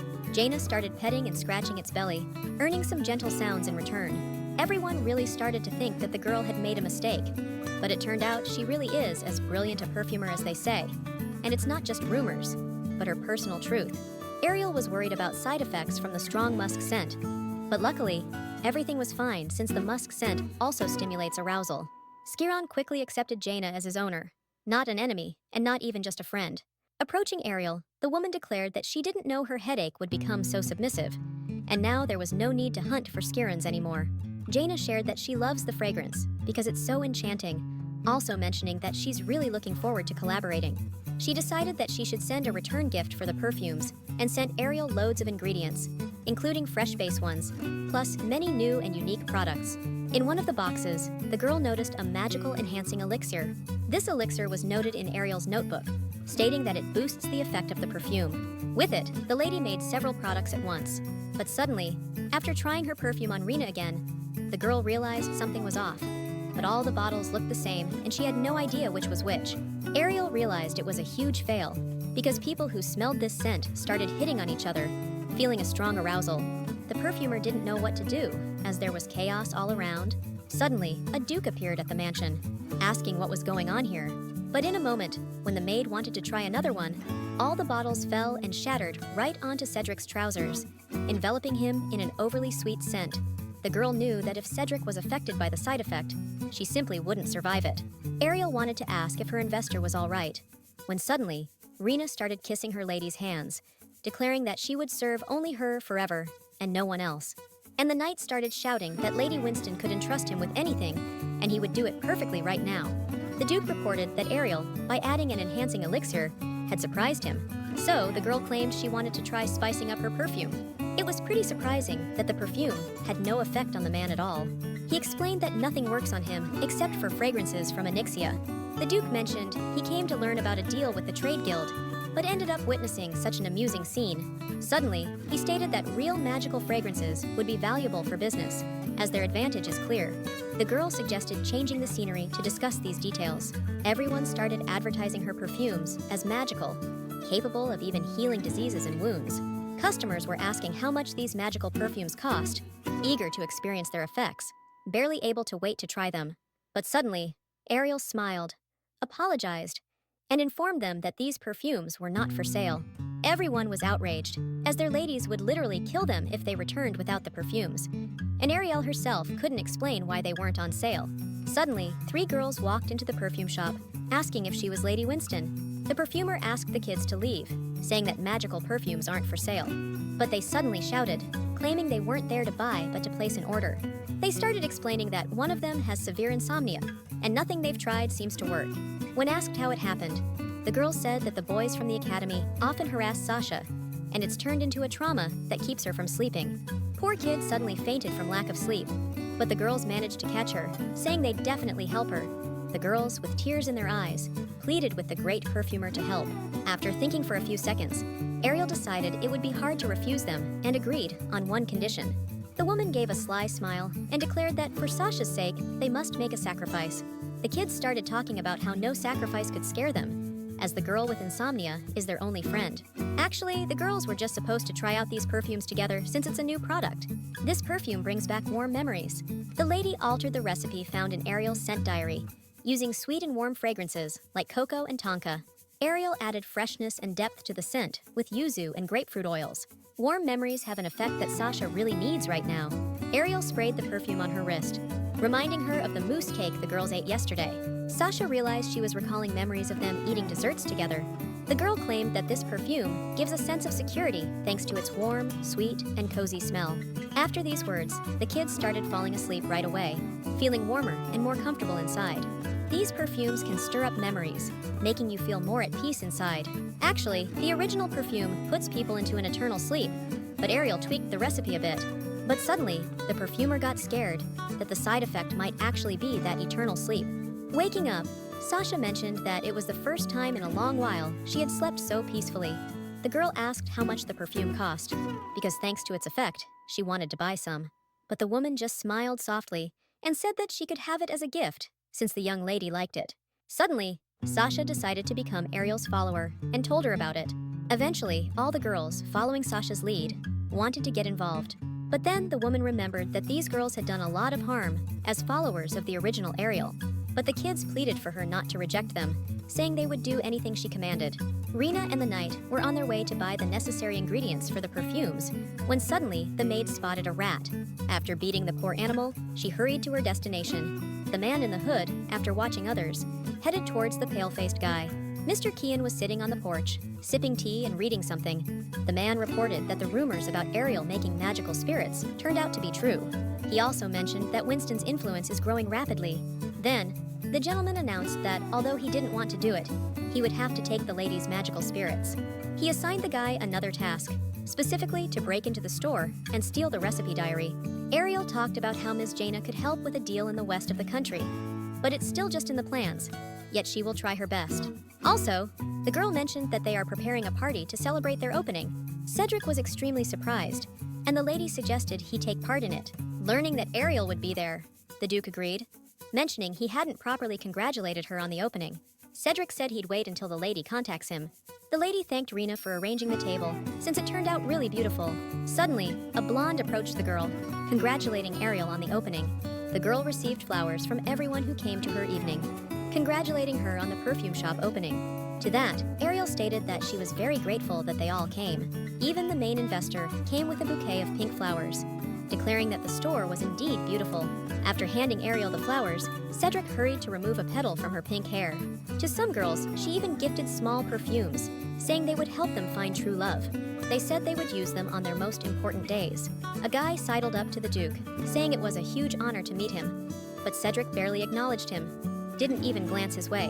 Noticing where the man was looking, he quickly asked what his connection was with that lady, to which he quietly replied that he was her investor. Then, Raphael introduced himself, saying he owned a flower shop. At that, the other guy sighed dreamily and wished him prosperity. Suddenly, Ariel herself approached the guys, asking what they were so busy with. She mentioned that Luna and the kids had set up a simple game and suggested they join in. Cedric then announced that he thought it was time for him to leave. The Duke had already stayed quite long, so saying he had a good time, he left the party. The blonde suddenly shared that she was very surprised that His Highness, always so busy, still made it to the event. So the girl claimed he was an investor who was supposed to show up. But she continued, saying no investor would look at her like that. She was surprised that Ariel really hadn't noticed anything. The girl mentioned that his gaze was so intense, she even worried it might burn a hole through her dress. One of the kids also said she believes Cedric likes the girl, because Luna's intuition is never wrong. At this, Ariel tried to explain that the Duke feels nothing for her, just as she feels nothing for him. The girl clearly understood that Cedric has his true main heroine, so there's no way he could love her. A man from around the corner quietly watched the celebration, muttering that he had finally found Ariel Winston. Strangely enough, just a mention of the lady made Cedric a bit happier. The advisor immediately warned the Duke that the fifth prince had sent a spy to Lady Winston's shop. He turned around right away, but the guy tried to stop him, pointing out that he has been unwell lately. He offered to send another knight, but the man insisted that one was more than enough. The spy concluded that all he needed to do was steal the perfume recipes and make a hefty sum. He started searching through the drawers for the diary, when suddenly Cedric loomed over him menacingly. With swift hand movements, he knocked him down to his knees, slamming his head on the floor. After making sure the lady was safe, he ordered the spy to be packed up and to head home. He was shocked, wondering if the Duke had overestimated his own strength. But in a flash, an ally of that guy appeared in front of him, sword in hand. Pulling out his dagger, the investor plunged into the fight, but his opponent successfully blocked the attack with his weapon, pushing the thick blade away. The knight managed to fend off and slice through Cedric's clothes, prompting him to ask who had sent him their way. But he just said he'd turn the Duke back into a monster and threw the bottle, spreading a strange smell. The man covered his nose, realizing it was a demonic scent. After calling the man a monster, he stepped back a bit. The smell of Onyxia was a temporary remedy that turned Cedric into a regular human. The stranger, claiming the guy would find out everything soon, said goodbye. The man fell to the ground, unconscious, when he realized he couldn't control himself. Ariel woke up in her warm, cozy little bed. She touched the rose petals given to her yesterday, realizing they were still fresh. Suddenly, hearing strange noises, the girl caught loud Rena. She declared it was dangerous here, and Ariel should stay away from the Duke lying on the floor.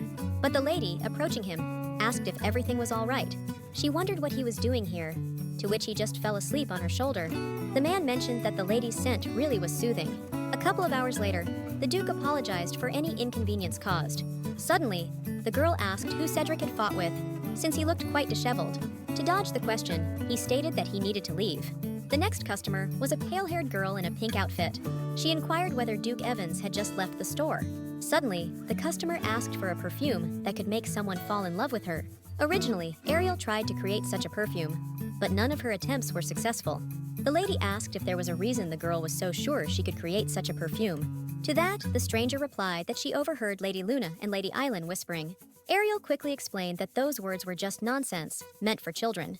Then, she claimed that she knew Ariel and Cedric had grown closer than before. The blonde handed the girl a box, asking her to take a look. Inside was a very rare plant from Mount Daphne.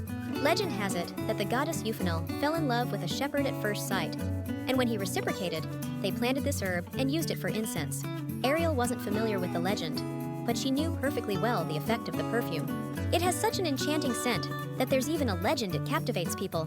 The lady had such a hard time trying to get it, but she failed. So, the customer asked who Ariel liked so much that she was willing to go to such lengths. She claimed that Ariel would be surprised to see whom she wanted to make fall for her.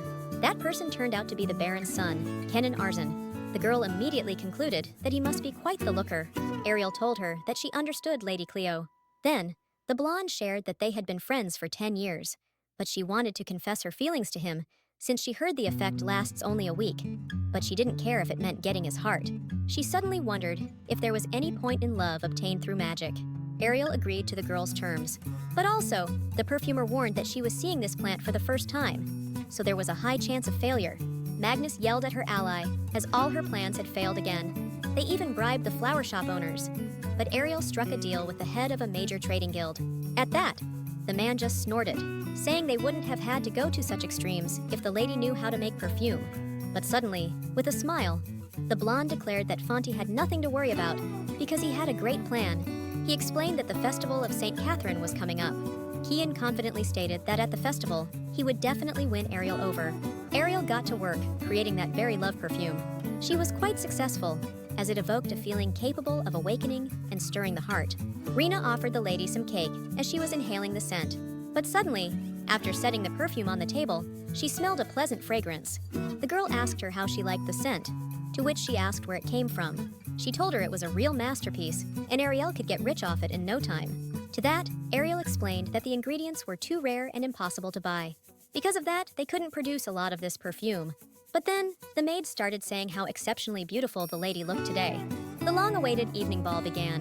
It was held in honor of the patron saint of all lovers, Saint Catherine. But suddenly, Ariel felt like she shouldn't have come.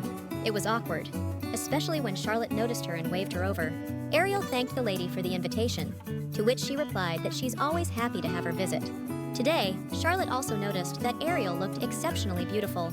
She really looked refreshed and charming, like she had a good night's sleep and was full of energy, despite working a lot. The blonde asked if the lady had a new perfume, to which she replied that it seems the scent had soaked into her skin while she was mixing ingredients. The aristocrat noticed that it was a truly wonderful and warm fragrance. Ariel seemed to enchant people around her, who kept saying nice things. One girl even asked if the perfume was for sale, to which Ariel responded that it wasn't available. Another one even noted that the effect of the scent made her heart beat faster. But suddenly, to avoid embarrassment, the girl decided to leave the ball. She concluded that the reaction to her today was different from before. Suddenly, she was approached by that very customer, asking about the perfume she needed. At that, Ariel pulled out a bottle of perfume from a box. This love potion was in a heart-shaped package with a black bow on the end. After checking them out, the lady mentioned that they were really cute. This scent, just like fresh flowers and as sweet as honey, she instantly knew that the fragrance truly enchanted and enveloped with love. However, there's a catch. For the effect to kick in, the partner must have been interested for a long time. To that, Cleo stated that there might be a chance. The lady wished her luck and left, to which she shouted that she'd never forget this help. Gathering her courage, Cleo decided to approach, spraying the elixir on herself. But suddenly, her partner found her first, approaching from behind. He told her that he had been looking everywhere for her. At the ball, a couple clung to each other in dance, and it seems like the plan worked like a charm. Meanwhile, Ariel, standing off to the side, was beaming as if it were all her doing. Despite being really tired, the girl gained some valuable experience. But suddenly, a rough voice could be heard. Cedric approached the lady, having looked for her all evening. He claimed that Ariel's scent had changed significantly. The man explained that he didn't recognize this fragrance, and if Charlotte hadn't told him, he would have thought Ariel had left. To this, the lady was surprised that he was checking whether she was there or not by her scent. She immediately pictured him as a dog, realizing he had a nose like one. Cedric then asked if there had been any changes in the lady's emotional state. They say if someone changes their perfume, it means they're going through some changes. To that, the lady explained she just developed a new scent on assignment. The Duke mentioned he was here at Charlotte's request, actually. It's a deal. His presence added an extra flair. No wonder, having the Duke there would take the evening ball to another level. Cedric extended his hand, inviting the lady to dance. At that, Ariel shared that she had barely slept. She mentioned that it wasn't so important, because what really mattered was whether the man's symptoms were getting more frequent. Lately, he's been drinking more, and considering his weird state, Cedric's madness intensifies, just like in the original. Those thoughts made the girl feel sorry for him. The man suddenly asked why Ariel was looking at him that way. Ariel said she thought she needed to treat His Highness better. Since Cedric is the main character, Ariel will try her best. For others, perfume is a matter of personal preference. But for the Duke, it's a necessity of life. Cedric smiled and said he thinks Ariel is showing interest in him. He tried again to invite the lady to dance, taking her hand. Ariel agreed to just one dance. The perfumer noticed that today, the men are in an unusually good mood. The Duke mentioned that today was a special day for him. Cedric cracked a smile when Ariel caught his odd glance. She thought maybe it was the perfume that was affecting him. But it was easy to dismiss that thought, since perfume couldn't really affect a man like that. Ariel was a terrible dancer. She stepped all over the Duke's feet. The man told her not to worry about it. He said she should just focus on him. They started dancing again, exchanging love-struck looks. Suddenly, Ariel pushed the man away, saying it was getting too hot. She couldn't understand why her heart was pounding so hard. The Duke's advisor approached him, saying that a baron was waiting for him. Cedric turned to the girl and declared that he had to go. Just a bit more and the atmosphere would have gotten weird, so Ariel left too. She tried to figure out why the Duke suddenly started acting that way. But suddenly, the prince himself showed up at the ball, and everyone started talking about it. Yet, His Highness's gaze was inexplicably fixed on the perfumer. Ariel bowed in greeting and told him she didn't expect to see him there, to which he replied that he was amazed by her talent. as she had managed to tie her ex to her business. She just laughed at that, saying it seems like His Highness is afraid of her. She claimed that it wasn't enough for them to copy her perfume. They even bribed the flower shop sellers. Everyone in the hall started whispering and discussing as soon as they heard it. Then, the prince demanded proof that he was responsible, because clearly Ariel was talking nonsense. The girl got cheeky, saying that if he wants to compete, he should do it properly. The perfumer looked away, asking to leave, since apparently the prince had nothing more to say. But suddenly, they and Magnus suggested a fair contest of strength with the store's chief perfumer. Ariel didn't want to put so much effort into them, but they kept provoking her. The couple set a condition. If they lose, they will shut down the perfume shop. But if they win, Ariel will have to become his perfumer. Ariel asked what kind of competition they would choose, to which Fonda replied, naturally, it would be making perfume. But with one condition, the ladies must create a perfume that suits her investor. Ariel tried to analyze the order, realizing her investor wasn't around, and it would be tough. But suddenly, out of the crowd, there he was, looking at the girl quite confident in her victory. Everyone crowded around the participants, and some didn't even understand what was happening. Everyone knew that Winston's shop was small, but well known. They prepared an equal amount of ingredients. The side with the most votes would win. Ariel wondered which scent would be perfect for Cedric. Because of the original, he seemed like a terrifying tyrant to her, but she genuinely believes he's a good person, and sometimes she just can't figure out what he's thinking. The girl made a clear choice that she needed to win the competition. One girl started worrying that Ariel's rivals came fully prepared, while Lady Ariel was at a disadvantage. But the Duke replied that he was confident in Lady Winston's abilities. Suddenly, Ariel noticed a sticker on Fonte's perfume. Realizing they had prepared in advance, she looked at her own perfume, wondering if they could have mixed something odd into it. Considering all their childish actions, she couldn't let them off the hook. The girl concluded that now was the perfect chance to teach them a lesson. Ariel raised her hand, indicating that she was done. When she was allowed to check the perfume first, she approached her investor. She handed the perfume to him, asking him to spray it. This perfume is called Duke in the Moonlit Night. Ariel used black orchid to create a deep, stirring scent. Over time, the skin will retain a barely noticeable, warm, and sweet scent of the base notes. This fragrance will add a different kind of charm. Everyone breathed in her perfume, realizing the scent was somber, yet warm, noble, and charming, just like the Duke. Ariel also mentioned that this fragrance can be used by anyone, regardless of gender.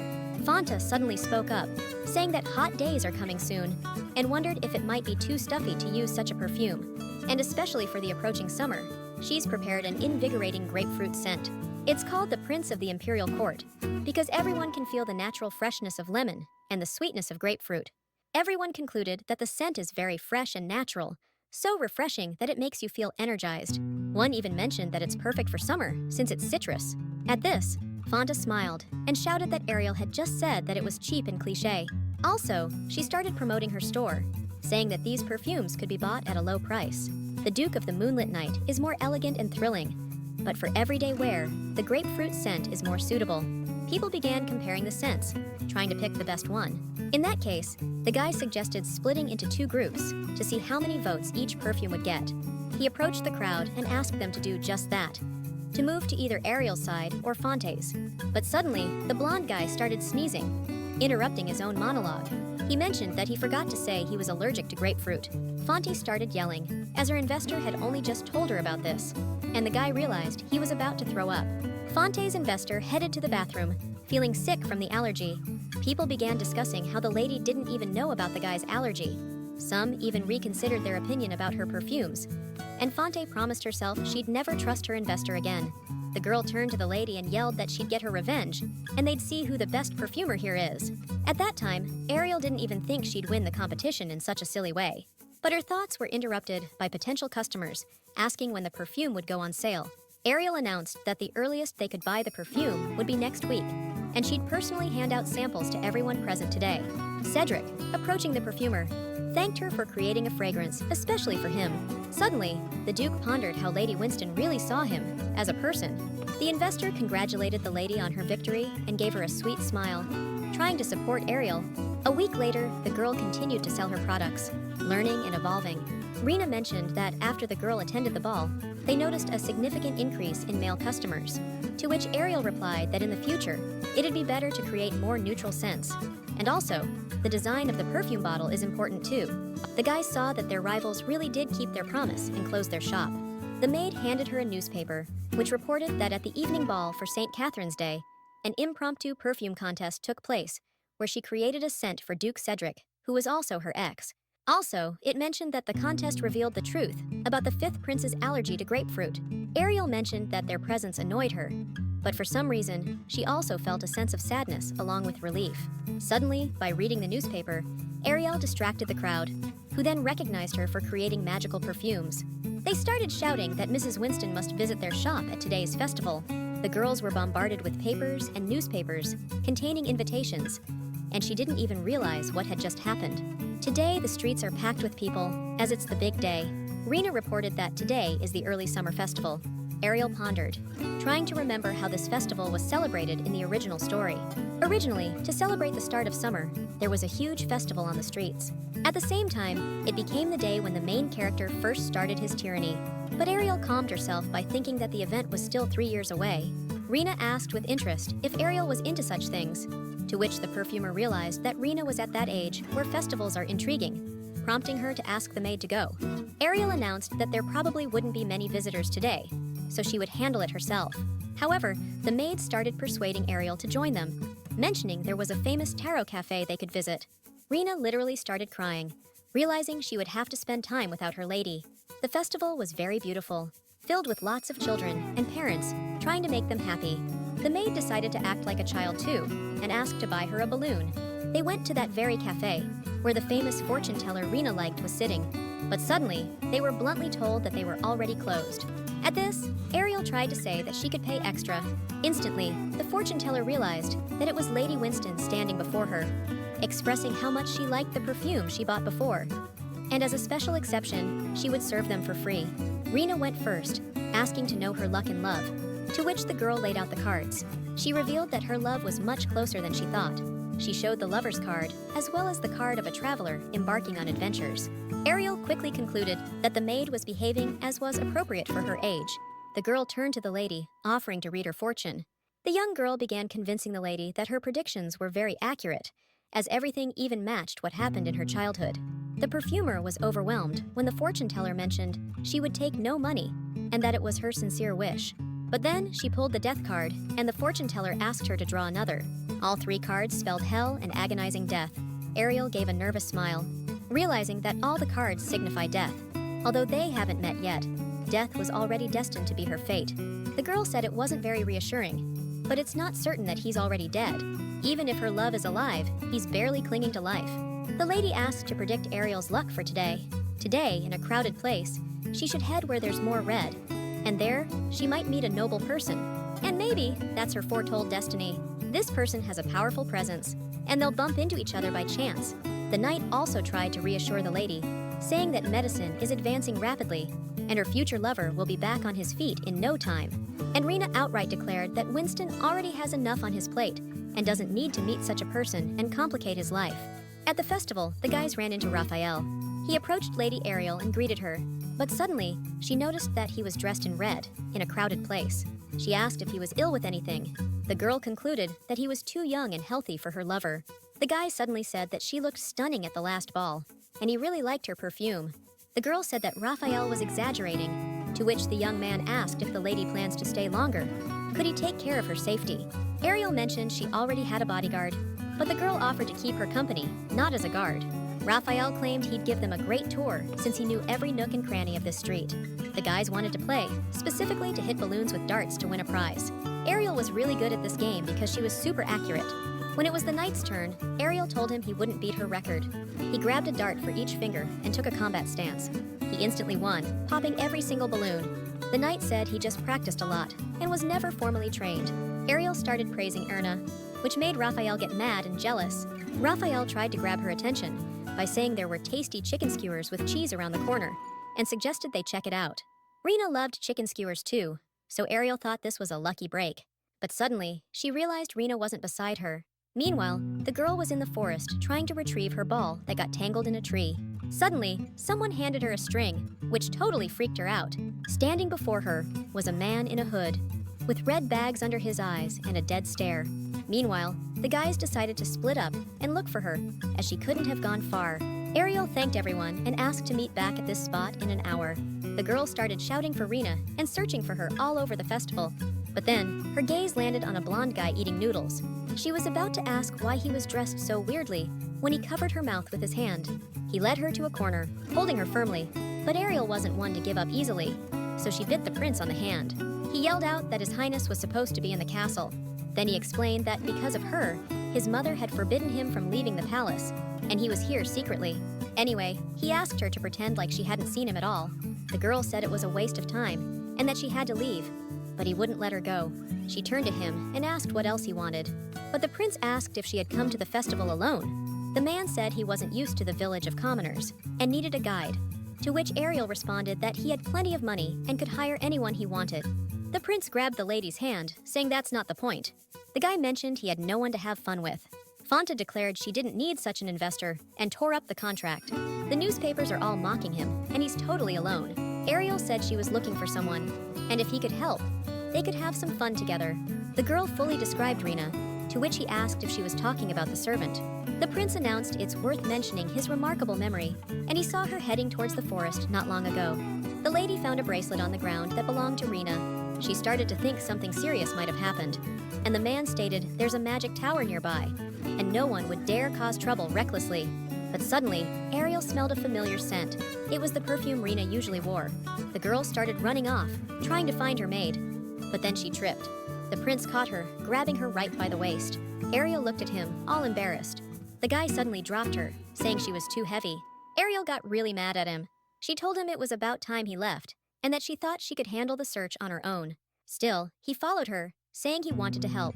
The perfumer trusted her nose, trying to track down Rina. And there she was, standing alone in the forest, spotting the lady. She rushed up to the lady, tears in her eyes. The lady asked if she had hurt herself anywhere. The girl reported that she was totally fine because the Duke had saved her. Cedric emerged from the bushes, extending his hand to the lady. He informed her that the child was safe and sound, and Ariel need not worry. Noticing bloodstains, the man asked if anyone was hurt. The girl thanked the Duke, as she was really worried something had happened to Rina. At that, the man just smiled, saying no thanks were necessary. The blonde tried to fish for some compliments, when suddenly, Cedric asked what he was doing there. He replied that Lady Ariel had tearfully pleaded, and he was just helping her out. The guy smiled, saying that now they were friends. But Cedric, still mad at the blonde, said he couldn't just let his misdeeds slide, and started rolling up his sleeves. To that, the other guy just said that the Duke could attack, as he was throwing down a challenge. Ariel stopped the fight, telling them that Rina was really scared and they could fight later. The Duke apologized for his behavior and said he would ask Erna to escort them home. The perfumer told the girl to come back to the shop and get some good rest, since it was their day off anyway. And Ariel, the Duke invited her for a private talk. They came to dinner, and the perfumer asked what serious matter Cedric wanted to discuss. The man asked if the lady went on business trips. The man stated that he would like her to accompany him to a certain place. He made himself a bit clearer by suggesting she keep him company. They need to head to the Divine City, located at the edge of the Beller Empire. But to get there, it'll take half a month of non-stop travel, and they'll have to ride horses. Ariel asked her to forgive her, wondering if there was a reason she specifically needed to accompany the man on such a long journey, since she could just prepare a supply of Onyxia spirits for him. The man said that just the scent isn't enough anymore, which surprised the lady, asking if its effect had weakened. Cedric explained that the scent's effect only intensifies when the girl is with him. To that, she said that this scent doesn't come with terms like needing someone's presence. But the Duke spoke from experience, as the difference in effect when the girl is near and when she isn't is simply astonishing. The girl informed him that she couldn't fulfill this request because she couldn't leave the shop for too long. Also, the lady stated that Cedric was mistaken, thinking that since she supplied the scent, she was the key to solving the problem, which is kind of a distorted association. So, the guy told her to forget about his previous request and asked her to come to the ball next month as his date. Ariel started wondering what the reason behind such a request was. The Duke explained that with his limited social circle, finding a date wasn't that easy. The girl thought this was nonsense, considering someone like Cedric would be popular, and just announcing he's looking for a partner in the square would cause a crowd of hopefuls to swarm. The perfumer thought that showing up as his date at the ball would definitely lead to scandals. But on the flip side, it could really boost her perfume business, especially since her last new product was a smash hit. After a short thought, Ariel accepted the Duke's invitation. The lady returned to the store where Rina and Ern greeted her, saying they were just waiting for her. She asked if anything serious had happened. Ariel told them that next time, they should keep a better eye on her. to which the maid simply apologized. The girl remembered seeing horrific things: blood, Cedric killing a bunch of knights right in front of her. At that moment, the man realized that even Rena didn't have the scent of Onyxia, which could have helped him quench his thirst for blood. He was wounded, but he forbade the girl to come near him, as he was very dangerous at the time. Cedric asked Rena to keep it a secret from Lady Winston. Otherwise, she might find herself in danger. Rena said she was totally fine and apologized for any inconvenience caused. The perfumer asked the girl to take a few days off to rest. Cedric informed Guy that the Information Guild, missing for 16 years, had returned. It seems they are connected to the Duke's madness.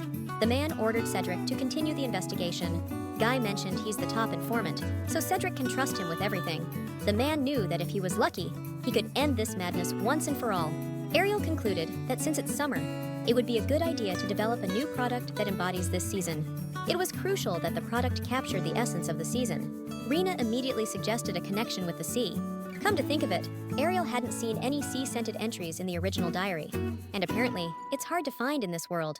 Suddenly, a guy walked in, announcing that Countess Gilbert sent him. He handed her a gift containing a rare herb. Jaina decided to pass it on to the store, taking this treasure from the guild leader they had a deal with, and also asked Ariel to use it wisely. Everyone there smelled this scent for the first time. The fragrance was fresh and invigorating, like a morning breeze, almost as if a salty sea breeze had touched the tip of your nose. You could say this scent captures the romance of youth. But then, His Highness also showed up at the store, claiming she promised to spend time with him and needed to keep her word. He even planned a special date route to make her feel burdened. The girl wanted to turn him down since she was swamped with work, which made the guy sulk and call her a liar. The lady suggested a compromise, specifically to have fun making perfume. He said that didn't sound like fun. Ern handed that very herb to the prince, declaring it needed to be ground immediately. The thing is, not much is known about Trey's herb. It's never been used in perfume before, so Ariel wanted to try different extraction methods. According to studies, members of the royal family of the Western State use this herb to save Znoi. But its refreshing marine scent might have other properties too. Plus, it had an unusual blue color. The girl decided to try using the essential herb as the main note. When they sprayed the perfume, they were hit with a fresh and invigorating fruity scent, the smell of salty sea breeze and fresh grass, and also a barely noticeable clean and invigorating scent of the sea, leaving a soft trail behind.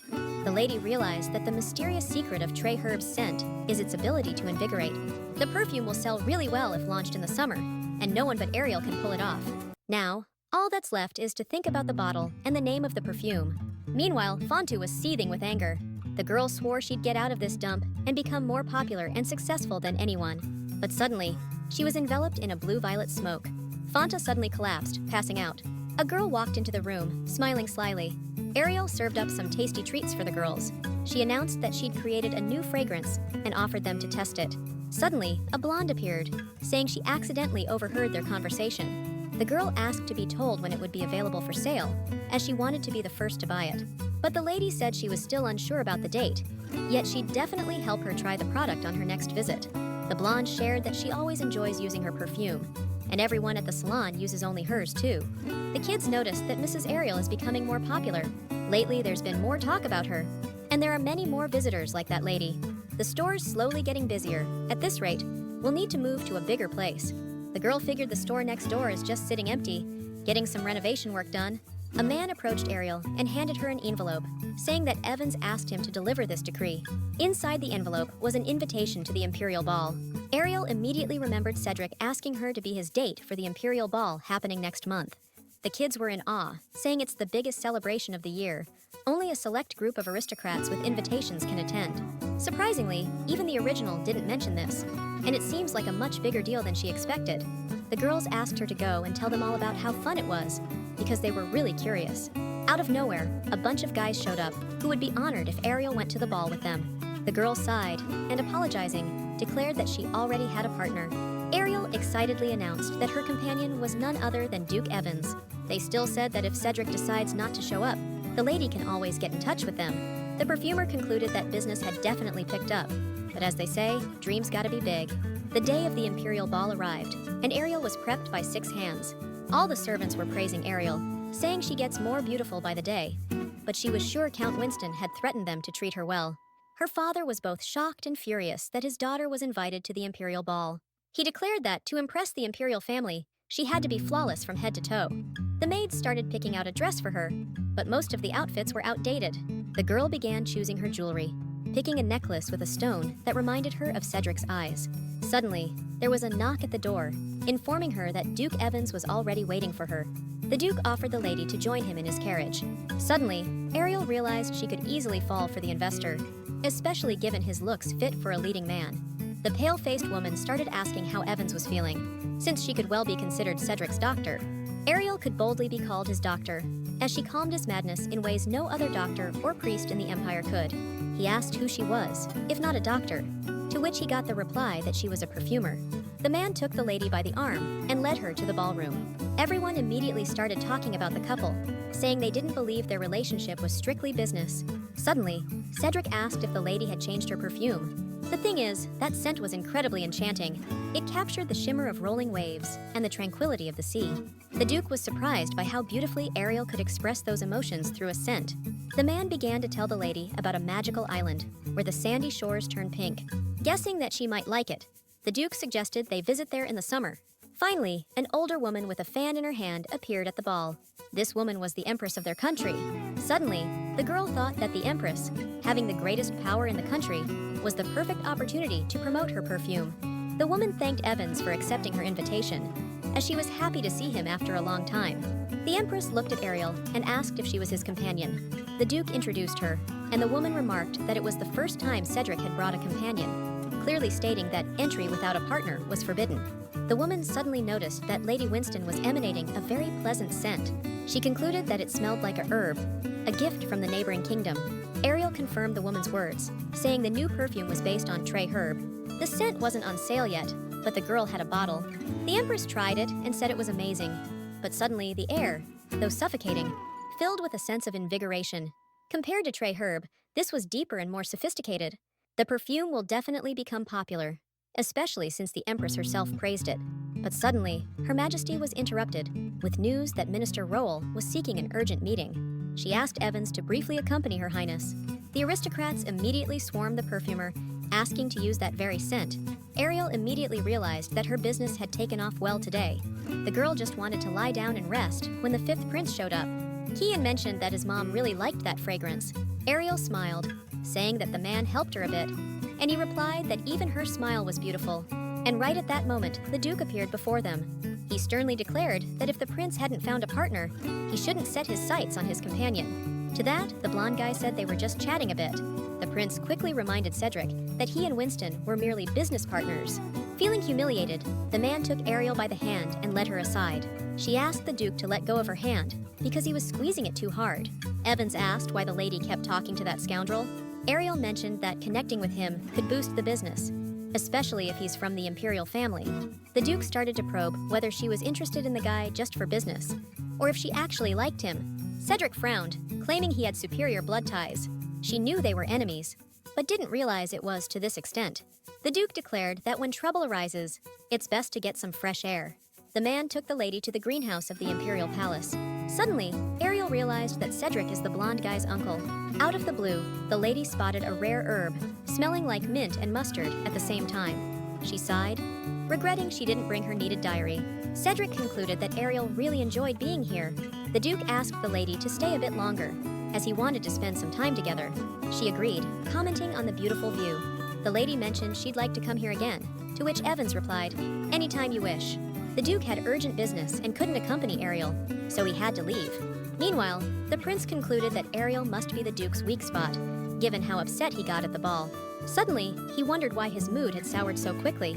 At the ball, they introduced the first and third princes. The first prince was Louis, a handsome blonde man, and the second Pierre looked just the same. Their appearance was even more radiant than before. The brothers immediately hassled the blonde guy, telling him he needed to say hello. The man didn't understand why he was here when he was supposed to be studying abroad. Another brother mentioned that the youngest among them was very sensitive. But suddenly, they showed some really bad news, specifically a newspaper where the prince was disgraced.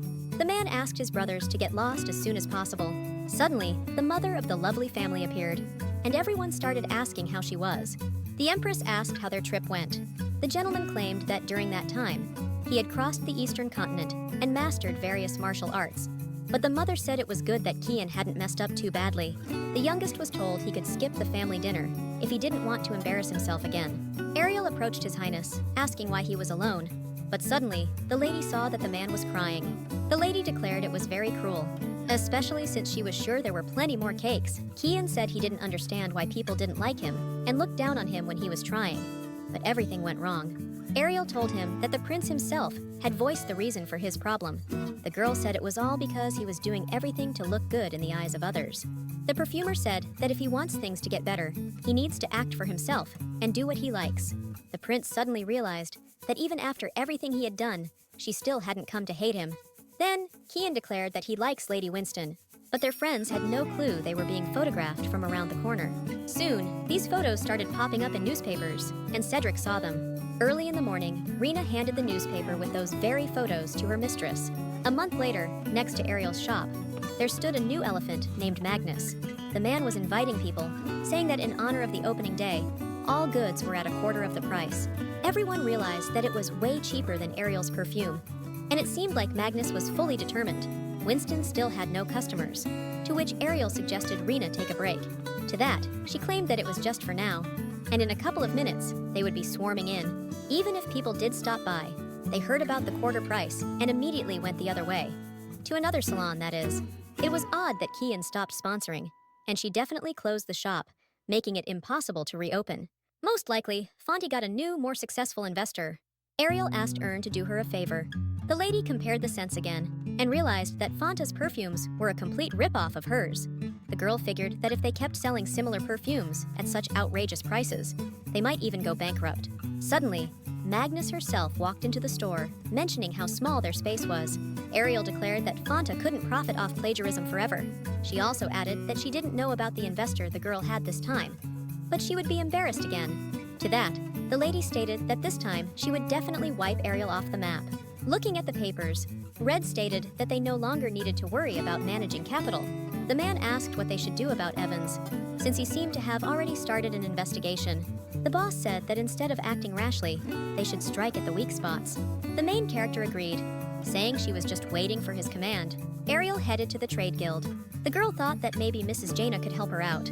The woman smiled and asked what brought Lady Winston here. She declared that she had found a great use for Trey's herb, bringing a gift in the form of perfume. Jaina had heard a lot about them, but never thought she'd experience it herself. Anyway, the woman needed those perfumes because of their effect, saying all she had to do was ask, and she could get Trey's herbs anytime. The guild leader figured that if Ariel came before lunch, it must be something urgent. The lady got straight to the point, since she heard the guild was planning to visit the Monarch Kingdom, and she needed a unique item from Sela. The girl absolutely needed the iris dye. Even though the dye gives a stunning color, it's super expensive in the Empire due to limited supplies. Ariel gave the exact amount needed. Jaina was totally shocked to hear that the lady needed 50 million pieces, and also asked if she wanted Jaina to invest herself. The lady declared that she would make sure all 50 million are sold out. To that, Jaina said it came totally out of the blue. The perfumer explained that she plans to win at the Spring Festival, which will set the color trend for the year. If she wins, she'll become the May Queen, and the interest in the iris dye will skyrocket. Also, she said she would take full responsibility.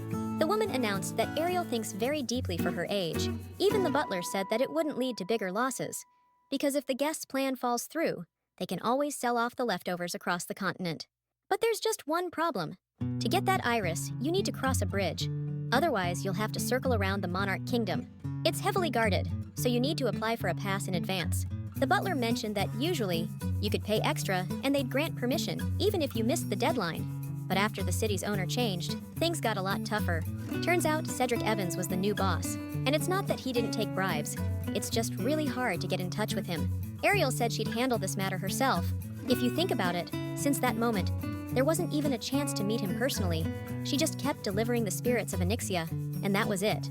Ariel immediately realized it was because of that scandalous article about her and the Fifth Prince. The lady decided it was worth discussing with him and stopping, asked Erna to at least buy a gift. When Winston arrived, all the servants immediately started bowing and greeting her with a big chorus. The lady was promised top-notch service, which is why she picked out a gorgeous outfit in shades of red. The man said that all outfits suited the lady well, and he was sure that Duke Evans would love them too. But then, the perfumer remembered she was there to pick out a gift for Sir Evans and announced it. However, he didn't even ask who the gift was for and got straight to work. While the lady thought about how well the customers are treated here, He offered her several options, asking what she liked. But she realized that such jewelry wasn't symbolic enough for a gift, and these scoundrels were just trying to squeeze every penny out of her. Ariel smiled politely and informed them that it wasn't what she was looking for. The store owner apologized and asked what she was interested in, promising they wouldn't disappoint her again. But the man was shocked when it turned out that Ariel was looking for something like a basket of fruits. Changing her mind, the perfumer then asked for a bottle of wine.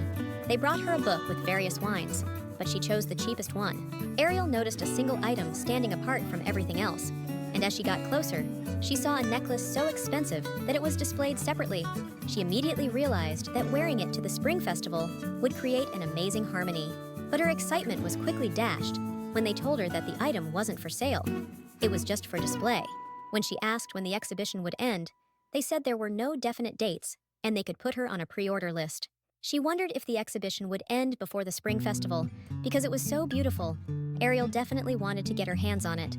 As she left the store, she noticed a sign with the owner's name on it, which seemed familiar to her. To that, Ern replied that it was one of the owner's middle names.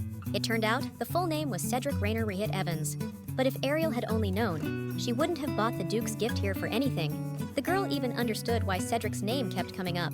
When Ariel arrived at the Duke's, his advisor awkwardly asked her to wait a bit longer. The lady was starting to think the man simply had no time for her, when suddenly, he came out to meet her himself. She wanted to apologize for the unexpected visit, but then she noticed that the Duke kept seeking physical contact.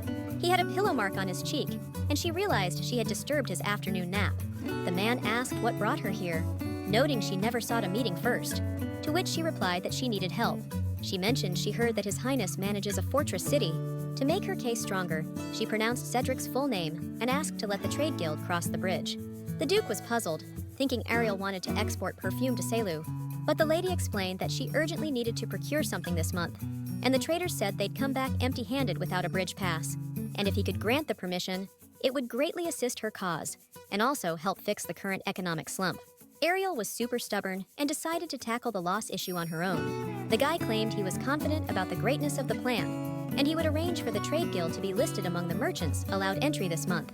The lady thanked the investor and said she would send a detailed report on the outcome of her brilliant plan. Suddenly, Cedric asked if she had ever thought about marriage, which totally shocked Ariel. She asked why he would bring that up, and he replied that he saw in the newspaper that she was befriending Beller with the intention of marriage. Ariel explained that it was just ridiculous rumors, and that the prince had simply confessed to her on his own. Hearing this, the man flew into a huge rage, calling the prince a damned kid. Anyway, Evans admitted that he was genuinely glad it was just a baseless rumor. Evans mentioned again that before Lady Winston arrived, he had a headache and a fever, but now he feels no pain when she's around, to which Ariel claimed he was making it up. She got up from the couch and leaned over to the investor, checking his temperature with her hand. She looked away and mentioned that Cedric still had a fever. The man grabbed her hand and pulled her close, so she ended up much closer to him. The lady looked at him and was about to say something when the advisor's laughter interrupted them. Ariel pushed the man away and handed him a gift. After that, Ariel, full of embarrassment and confusion, quickly left the room. Meanwhile, the fifth prince was fervently sketching Lady Ariel on the canvas, murmuring how much he missed her. His sketches were indeed beautiful, with clean lines. Kian even started crying, realizing he shouldn't have confessed his love to Ariel. His older sister saw this and thought she wouldn't forgive what Ariel had done to make him look even more foolish. A new scent filled Ariel's room, and Rena finally sensed the smell of iris. Rena experienced such an exquisite scent for the first time. With pride, she declared that the lady would surely win the spring festival. The maid handed her a small suitcase, mentioning an order had been placed, but Ariel hadn't ordered anything. Upon opening it, the perfumer was shocked to find that very necklace. From the handwriting on the enclosed note, Ariel realized it was sent by Cedric. The girls discussed how this time, instead of Charlotte, a new face would arrive. But suddenly, they saw Ariel Winston arrive at the festival, the one labeled as the girl with the terrible temper. Due to the lady's luxurious appearance, all the girls expressed their delight in meeting her. The perfumer was emitting an unusual floral scent. The girl amiably offered the aristocrats to try her new perfume. This perfume was made from irises, giving off a refined scent that subtly highlights the noble charm of its wearer. Everyone loved the new scent, and of course, the ladies started asking where and how they could get this latest perfume. Suddenly, Princess Lena showed up at the ball. The girls started talking about how you can immediately spot a newbie's boldness. Or rather, she's being too forward. The princess immediately declared that becoming the Queen of May would be impossible, since the color of her dress was too expensive to set a trend. The perfumer bowed and thanked the blonde for the lesson, acknowledging the princess was indeed as generous as she had heard. Ariel announced that she heard a unique piece of news, that this time the trade guild visited the port of Sela, famous for its unique goods. The girl reported that soon the guild will announce that they bought iris dye in bulk. Since few traders dare to bring iris from afar, the purple blue was extremely expensive. Ariel explained that the reason for the high price wasn't the rarity of the iris, but rather issues with the supply chain. The lady was taken aback because the large delivery came out of the blue. The girl explained that they brought plenty of colors, so she decided to go all out with a purple hue from head to toe. The aristocrats immediately realized that if Countess Gilbert said so personally, there must indeed be plenty of goods. The princess instantly declared that Countess made a foolish move, since the purple-blue color symbolizes death. At that, Ariel blinked in surprise, saying that in the language of flowers, the iris signifies good luck. The lady giggled, remarking how fascinating the world of flowers is, since a flower that signifies luck also holds such a contradictory meaning. But the princess wasn't about to give up, so she smiled and reminded Ariel about the rumors of her friendship with her older brother. The girl sighed, comforting herself with the thought that a couple of rumors could actually help with publicity. The perfumer announced that she had met His Highness a few times, but their relationship isn't like what the papers say. Lena suddenly warned Ariel to be much more careful, since the imperial family is way too big a game for her. As soon as Her Highness left, everyone started complimenting the girl on her dress color and asked to try a bit more of her perfume. Suddenly, another girl appeared in the ballroom, asking to try some of the scent as well. Ariel immediately remembered that this woman was the true main character of the original story, named Lena. She was shocked because there was still a lot of time before the main character was supposed to show up, and there was no mention of her being part of the spring festival. Lena smiled and complimented the perfumer, calling her a genius. The girl started mingling with everyone, while Winston couldn't figure out why she showed up so early. The lady mentioned she needed to step away and wishing everyone a good evening. She left the hall. The girl wanted some alone time to think things through, since Lena, according to the plot, was supposed to be linked with the main character, Cedric. She knew that she and the Duke were close because of business, but they were destined to drift apart someday. Winston couldn't understand why her mood suddenly dropped because of this. The main villain's thoughts were interrupted by the heroine, who asked what Ariel was doing here alone. The lady explained that she decided to take a little break. Lena came over to tell her that the voting had started and suggested they vote together. The perfumer firmly decided that she shouldn't worry about it now and needed to focus on winning. The voting began, and Ariel Winston was the first nominee. The second nominee was Lady Winbell. The woman announced that, sticking to the iris concept, Lady Ariel presented an unusual and stunning outfit. The audience claimed that Lady Winston seemed to possess a unique trait, surpassing even participants from previous years. But Lady Winbell, she captured the attention of the other participants with the charm of pure beauty, unseen across the empire. Lena shared that it was a great honor for her to be a contender alongside the perfumer.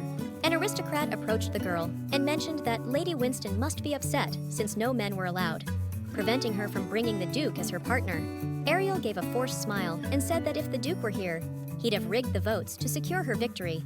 She started laughing, saying she felt sorry that the Duke was born a man. A rival, approaching the perfumer, asked her to ignore them, attributing their behavior to anxiety. Ariel was practically praying because she wanted to become the May Queen to take down Magnus. It turned out that the first two votes were for Elena. The girls tried to support Lady Winston since she didn't receive a single vote. But as it turned out, Ariel's votes were piled up at the bottom, and there were quite a few of them. And so, with a significant lead in votes, victory was served to Lady Ariel Winston. She was given a bouquet of flowers, and a crown was placed on her head. Ern met the lady and instantly knew she had pulled it off. The girl realized it was time to get straight to the contract. From that day, everyone started wearing this unusual color because it was declared fashionable. Everyone kept asking why that perfume hadn't been sold before, to which Ariel replied it was a very rare flower, and luckily, she managed to buy a huge batch. The news that the lady became the May Queen spread quickly across the empire, and all the newspapers started buzzing about this marvelous event. Thanks to this, there was a spike in demand for iris dye, and they made a hefty profit. Everyone clearly saw that with this move, Ariel really showed Magnus up. To congratulate Winston, the Duke brought a cake to the lady, expressing his admiration. The girl also noted that Cedric perfectly complimented her look by giving her that necklace. The man just smiled and quickly invited Winston to dinner, using the excuse that they hadn't seen each other in a long time. But the lady declined, saying she was way too busy today. And then, out of nowhere, the fifth prince showed up, also wanting to ask her out for a meal. His Highness declared that he felt Ariel was destined to be the Queen of May. He mentioned that they hadn't hung out for a while and would like to spend some time, just the two of them. But Evans, grabbing someone else's hand, instantly claimed that he was talking nonsense and needed to snap out of it. Kian suddenly stated that he didn't come just for no reason, but for a serious talk. The man said he wanted to make Ariel the personal perfumer for Mr. Kian. He explained that last time he acted foolishly and failed to recognize the gem right under his nose. Evans quickly interrupted the prince, stating that Winston was already his personal perfumer and he wouldn't allow him to take her away. Meanwhile, Rena noticed that Fanta had copied their perfume again. Even people understood, talking about some cheap stuff here, while Lady Ariel's place was way better. Hearing this, Magnus was hit with a huge shock and a mix of rage and despair. The girl mocked her, since the lady didn't have a single customer. She wondered if she should start helping out again. The girl handed her an intoxicating scent that could help Magnus regain her popularity. With it, people crowded at the entrance of Fanti's shop like zombies. They fought to get inside, almost breaking the glass and smashing the doors. Ariel had prepared a good batch of goods and was waiting for customers. The girl thought about how, since she became the May Queen, business had been even better than before. And at this rate, they might need to expand the store.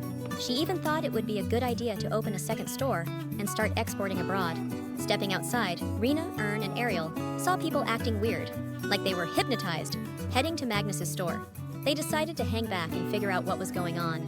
Rena noticed that it looked as if people were under some kind of spell. Ariel told Rena to keep an eye on the store, while she'd go inside and check things out. Inside, people were going crazy, holding bottles in their hands and laughing hysterically. Seeing this, Winston was horrified. It wasn't just weird, it was downright creepy. What was shocking was that it wasn't just the customers. Even Magnus herself was out of it. The perfumer realized that if she wasn't acting alone, someone might have helped her. Suddenly, the fifth Prince Kian himself walked into the store. The man declared that there had been a tip-off about the suspicion of using a banned herb within the Empire's territory. The guy ordered them to set up a magic barrier and brought in a priest to heal.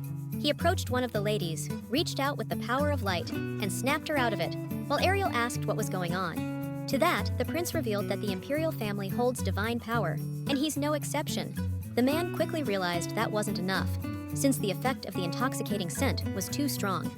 It's a chemical made from a poisonous herb that contains narcotics. The prince pondered. Since that herb is banned in the Empire, Ariel shared her thoughts that Magnus didn't pull this off alone, as she's also under the influence of the drug. Winston said that out of curiosity, she could spare a minute and try to help.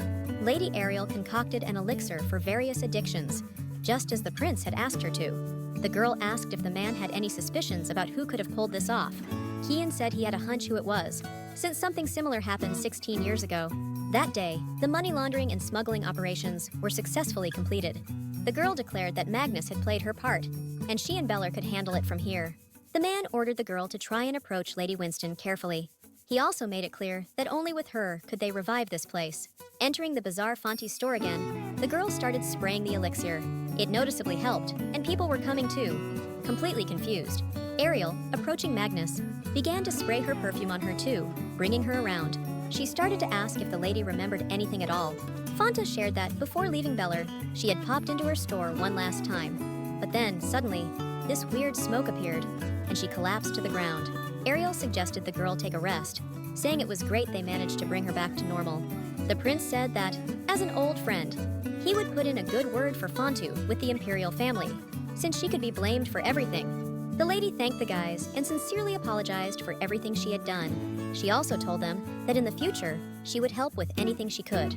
Winston said that getting off with 1 or 2 times wouldn't cut it. The investigation revealed that Magnus's beauty salon was used for laundering money. The perfumer asked if the Empire was completely cleared of the Khan Guild, but few know that the guild's leader survived and escaped. It's been 16 years since they were expelled, and it seems all this time they've been gritting their teeth and building up their strength again. They've also established a new base, and the Imperial family is currently busy searching for them. This was the only gang straight out of a classic villain playbook. Showing up in the original, Khan is the final boss. They're brutal and ruthless, just like you'd expect.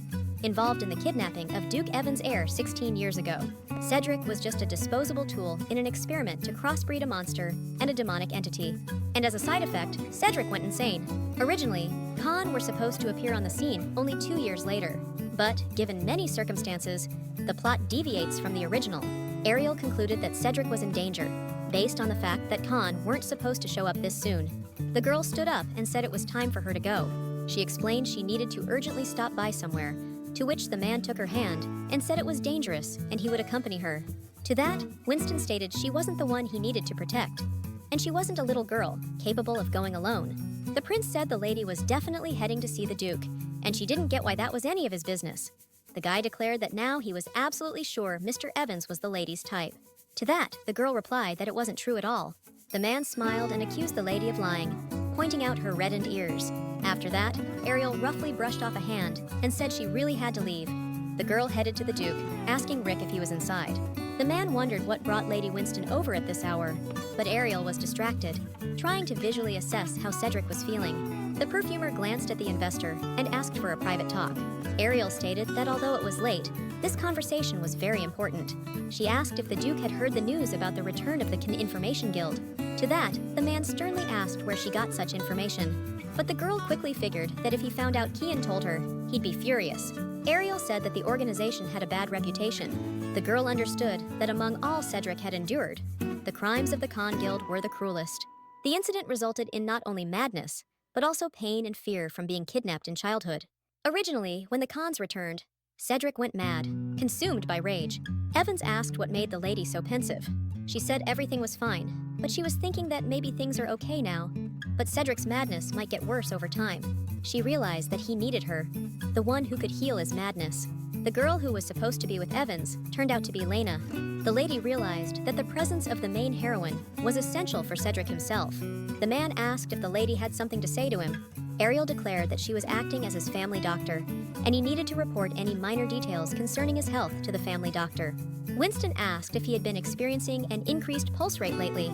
Cedric smirked at how Ariel genuinely asked questions like his treating physician. Evans said he felt as usual, but he didn't miss the chance to note that the girl cared about him. The perfumer was forever haunted by thoughts that someday he would naturally meet the main heroine. Ariel was tormented by just one question: whether she could stay with him until then. Cedric offered to walk the lady to the store entrance, but she declined, saying the store was just around the corner. The man pondered how the cans had settled in the underground sewers, and the fact that they set up a base there suggests they're resuming their operations in the Empire's capital. Evans asked if anything had been found regarding the case from 16 years ago. The Duke concluded that they had indeed lived up to their reputation by causing a lot of trouble. Just think, experiments on the human body. The man said that these experiments were the source of the madness. In the process of merging with a demonic entity, the blessing from the baptism ceased to work, all because Cedric couldn't be healed, even by divine power. An employee mentioned that these are just guesses, but there's other information too. Ariel Winston turned out to be an experienced prototype. If she was also a test subject, that explains everything. The man realized that her abilities might have come from that experiment. There must be a solid reason why they targeted her. Suddenly, Cedric had an attack and started having trouble breathing. He collapsed on the floor and began to slowly lose consciousness. The man started having memories of being kept in a cage with Ariel, but as soon as Evans thought about the perfumer, the pain immediately eased. Most likely, it's because she became like the scent of Onyxia to him. Out of the blue, construction started at Winston's perfume shop. People were shocked to find out the shop would be closed for the next 3 months. Winston herself explained that she plans to come back with a bigger store and asked everyone to bear with her until then. Surprisingly, it's already been a year since they first opened the shop. The lady arrived at the palace, saying she'd be around a bit while her shop was under construction. The maids started chatting about Ariel and how she recently became the May Queen. They all talked about how her perfume has become really popular. Suddenly, Ariel's dad burst in and greeted his daughter, mentioning they hadn't seen each other for a long time. He asked how the Imperial Ball went, to which she replied that the Empress really loved her perfume, unlike some others. She shared that she also won at the Spring Festival, and now, it's tough to keep up with the flood of customers. After all, His Grace Duke Evans has poured extra investments into her salon. Her dad said he's tired of hearing news about his daughter winning the May Queen title. The man stated that, as expected, his daughter is just incredible, and he's very proud of her. The girl sat in her room, thinking about how to mess with Can. Because who knows, they might do something similar again, and it's best to be prepared. Ariel concluded that she needs to protect Cedric in the current situation. However, the lady didn't know when exactly they would meet the main heroine. The perfumer brainstormed ideas to try creating various antidotes based on information about Can's guild from the original. In her attempts to execute these plans, the girl faced numerous failures, as well as explosions and accidents on her work table. When her stuff blew up again, Winston realized it was a total flop. She thought she could handle it without any divine power, since having perfect chemistry knowledge was what really mattered. Ariel treated Kiala to various desserts. It was obvious, because only there could she make him work. Suddenly, the girl started asking the guy about his divine power. He explained that his older brothers were busy, so he had to deal with it himself. The lady thanked the guy for coming to help, because without him, nothing would have been resolved. Also, the man hurried to apologize for dumping that confession on her. And then, he behaved terribly out of jealousy, which he's really ashamed of. But the girl had a huge favor to ask the prince about that intoxicating scent. She knew it was because of the Con Guild, and she wanted to be ready for any unexpected situations. For that, Ariel needs his divine power. Kian reported that the Imperial Palace also fears the worst, and he will help with whatever he can, if it's within his power. The girl smiled and said that in that case, she would contact him soon. But the prince stopped her again, saying he would help her if she made him a perfume. Her father was baffled when he saw that His Highness had come to his palace. The man explained that he decided to come because Lady Winston would make him a perfume as an old favor. The old man tried to shake the prince's hand, saying that his daughter was the best and most brilliant perfumer. The friends proceeded to the laboratory, while her father was overjoyed that his daughter was finally getting close to the imperial family. Ariel said that first, they needed to define the overall concept of the fragrance that Kian likes.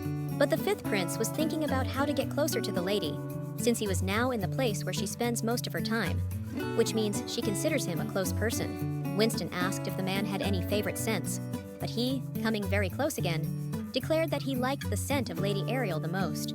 However, that was just his fantasy, and Ariel suggested he try a few to choose from. As expected, the blonde had clear preferences. Also, the girl demanded an image that the man would like to embody with the help of the scent. He didn't think too hard, but he wanted to look worthy of the imperial family. Besides, there's soon a ball celebrating the founding of the empire, where famous and influential people will gather. The prince declared that he wants to show everyone that he has changed enough, and the lady told him he could trust her. After all, she will make the best perfume that suits His Highness. Cedric figured that Van would use the Empire's founding day to start making his moves. The man said that Ern could handle it alone, but there were no guarantees. The advisor was surprised to learn that Evans wanted extra security for Lady Winston. Cedric declared that he would go to her as a knight or a bodyguard. But Rick reminded His Highness that on the founding day of the Empire, every hour of his was scheduled down to the minute. He couldn't understand how a man could just drop everything and start tailing Lady Winston. But the Duke replied that there are priorities in every matter. For 3 days and 3 nights, the Imperial Palace opened its doors. Even the streets were filled with the noise of a lavish festival. In other words, it's the biggest day of the year. Ariel just couldn't miss such a scene. The girl's appearance was predictably gorgeous and luxurious. At the splendid festival, Lady Charlotte met the perfumer. She congratulated the girl on being crowned the May Queen, probably because she used that perfume at the spring festival. Charlotte mentioned that, in the Empire, there's no perfume to match the one made from iris. Suddenly, 2 handsome men approached the lady. They introduced themselves. One was named Sion, and the other, Zeph. Ariel wasn't exactly planning to befriend aristocrats' sons, but this perfume seemed to appeal more to women than men. Charlotte declared that she was glad to see them both, and hoped for another chance to meet. Sion smiled and offered to accompany the lady at today's celebration. Winston politely declined, saying she wanted some alone time with Charlotte. The kids immediately jumped on the guys, claiming their pushy offers were bothering the lady. They told them that Mrs. Ariel didn't want to spend time with them, and they should leave. Suddenly, a sweet lady approached and asked for the name of today's perfume. She couldn't believe that Ariel had created the perfume herself. The girl was waiting for Ariel's store to reopen. At that, the lady informed her that construction was almost done, and she'd soon be able to visit her salon. But in a flash, Lady Winston's father showed up at the party. The ball gathered all the aristocracy, and naturally, they might run into her father. He started scolding her for being too absorbed in her business. But the perfumer asked to talk when they changed the setting. Stepping aside, her father declared that it was high time for her prolonged teenage phase to end, and it was time to fulfill the duties of a Winston family heiress. To that, Ariel apologized and informed him that she had no plans to marry. The man guessed that she was still hung up on Duke Evans, and that was exactly why she was so against marriage. He stated that if she kept waiting, the Duke wouldn't even notice her. Her father argued that the Duke was only keeping her close to fend off annoying marriage proposals. But suddenly, Duke Evans himself, who was standing behind them, overheard everything. Ariel realized that if she and the Duke were seen together at the ball again, everyone would start whispering, She told her father not to worry about her marriage, as she would take responsibility and inherit the countess title anyway. Maybe in his eyes, she's just a young and foolish daughter. But after all, she is the sole heiress of the Winston estate. The girl came back to Evans, asking what he wanted from her. Before anything else, Cedric asked for permission to invite the lady for a dance. Everyone started gossiping, wondering if Winston and Evans had started seeing each other again or not. His Highness didn't used to pay much attention to Ariel, but human feelings can change at any moment. Lately, these two are always together, whenever there's a free moment. And by the way, they really suit each other. The man told the lady to call him if she needed a partner. The girl thanked him for the offer, but he can't possibly come to every ball just to be her partner. But that was just a display of courtesy, as a gentleman. The imperial family came to the ball, and the Empress herself noticed that Ariel came again with Cedric as her partner. But the lady boldly stated that she and Evans had just recently bumped into each other. The woman announced that, to be honest, she wanted to consult with Lady Winston. The Empress said that the season is about to change, so it's time to prepare new flowers for the garden in the imperial courtyard. For Ariel, it was a huge honor that the Empress herself asked her about flowers. The perfumer explained that irises aren't that hard to grow, and their color blends well with the national color of Beller. Honestly, until recently, the woman wasn't interested in that flower, but lately, the princess has taken a liking to it. The Empress shared that she often hears from her how she can't believe she lost to some foreign flower. She thanked the lady for the advice and told her to wait for the next invitation. Winston decided to seize the moment and focus on business, specifically to promote her perfume. The man was drinking expensive wine when he suddenly bumped into a blue-haired girl and spilled it all on the floor. The stranger apologized, as she was still not used to such crowded places. The guy asked if the lady was hurt and also said he'd just grab some more drinks. Liana bowed and introduced herself to the Duke, mentioning she had arrived in the Beller Empire just a couple of months ago. She also shared that she might soon make an official appearance at the palace. Evans was puzzled, as he hadn't been informed about any foreign guest arriving. The investor caught a very familiar and warm scent coming from the girl. Ariel thought running a business was tough, but it paid off as she even got business cards from foreign aristocrats. Lately, everyone in the Empire has been talking about Ariel. The man approached the lady and asked if she was the creator of those magical perfumes. The perfumer realized it was great that she came to the ball celebrating the Empire's founding, and maybe later she could expand abroad. A red-haired man approached the lady, drawn by the scent of iris, and she began to promote her product, which was becoming more popular by the hour. But the stranger hit the nail on the head when he mentioned that the girl mixed iris and geranium. Ariel was amazed by the stranger's knowledge when he said that the strong scent of geranium neutralizes lancewood.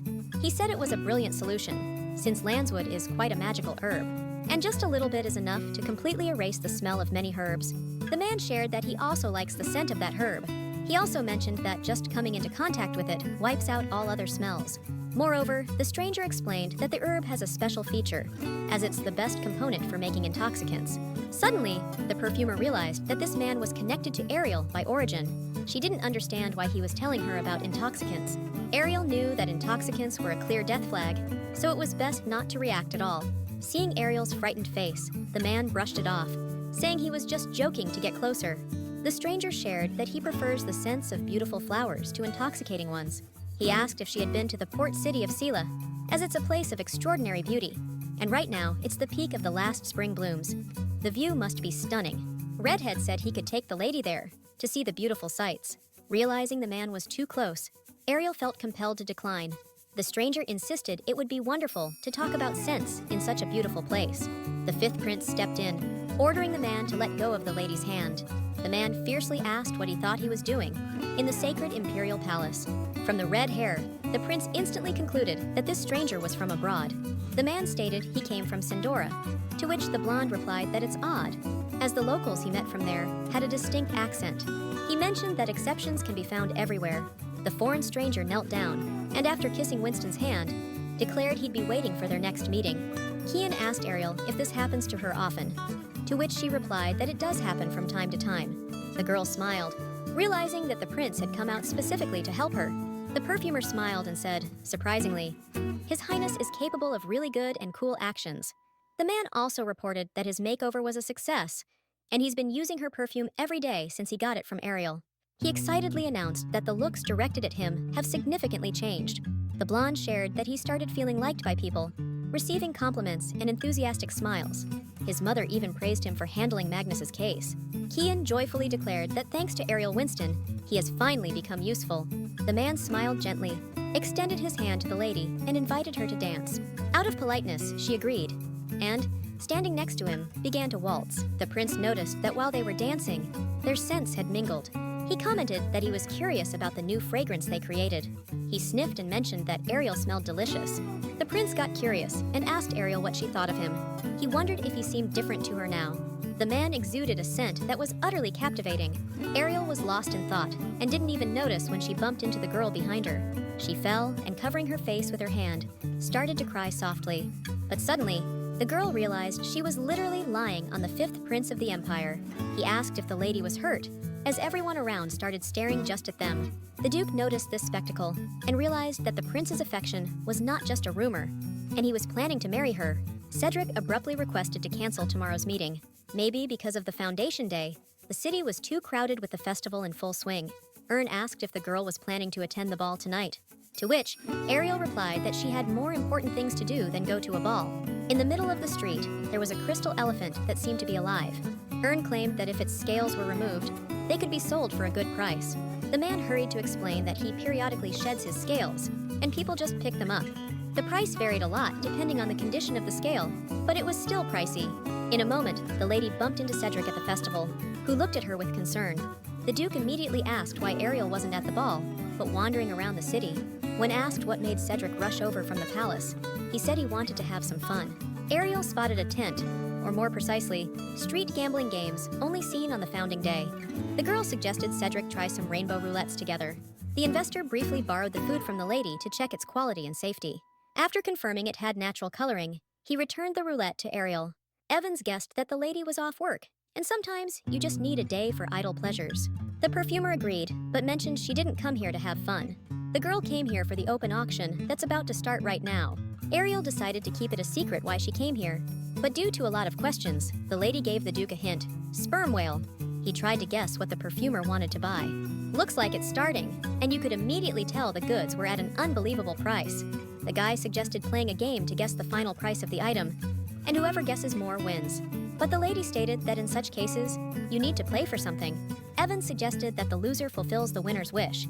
Ariel agreed, except for anything too expensive or time-consuming. The man asked what, in her opinion, was too complicated and would take a lot of time. Ariel said a mutual agreement would be more than enough. The girl felt uneasy, but still, she didn't think Cedric would come up with anything outrageous. The auction started.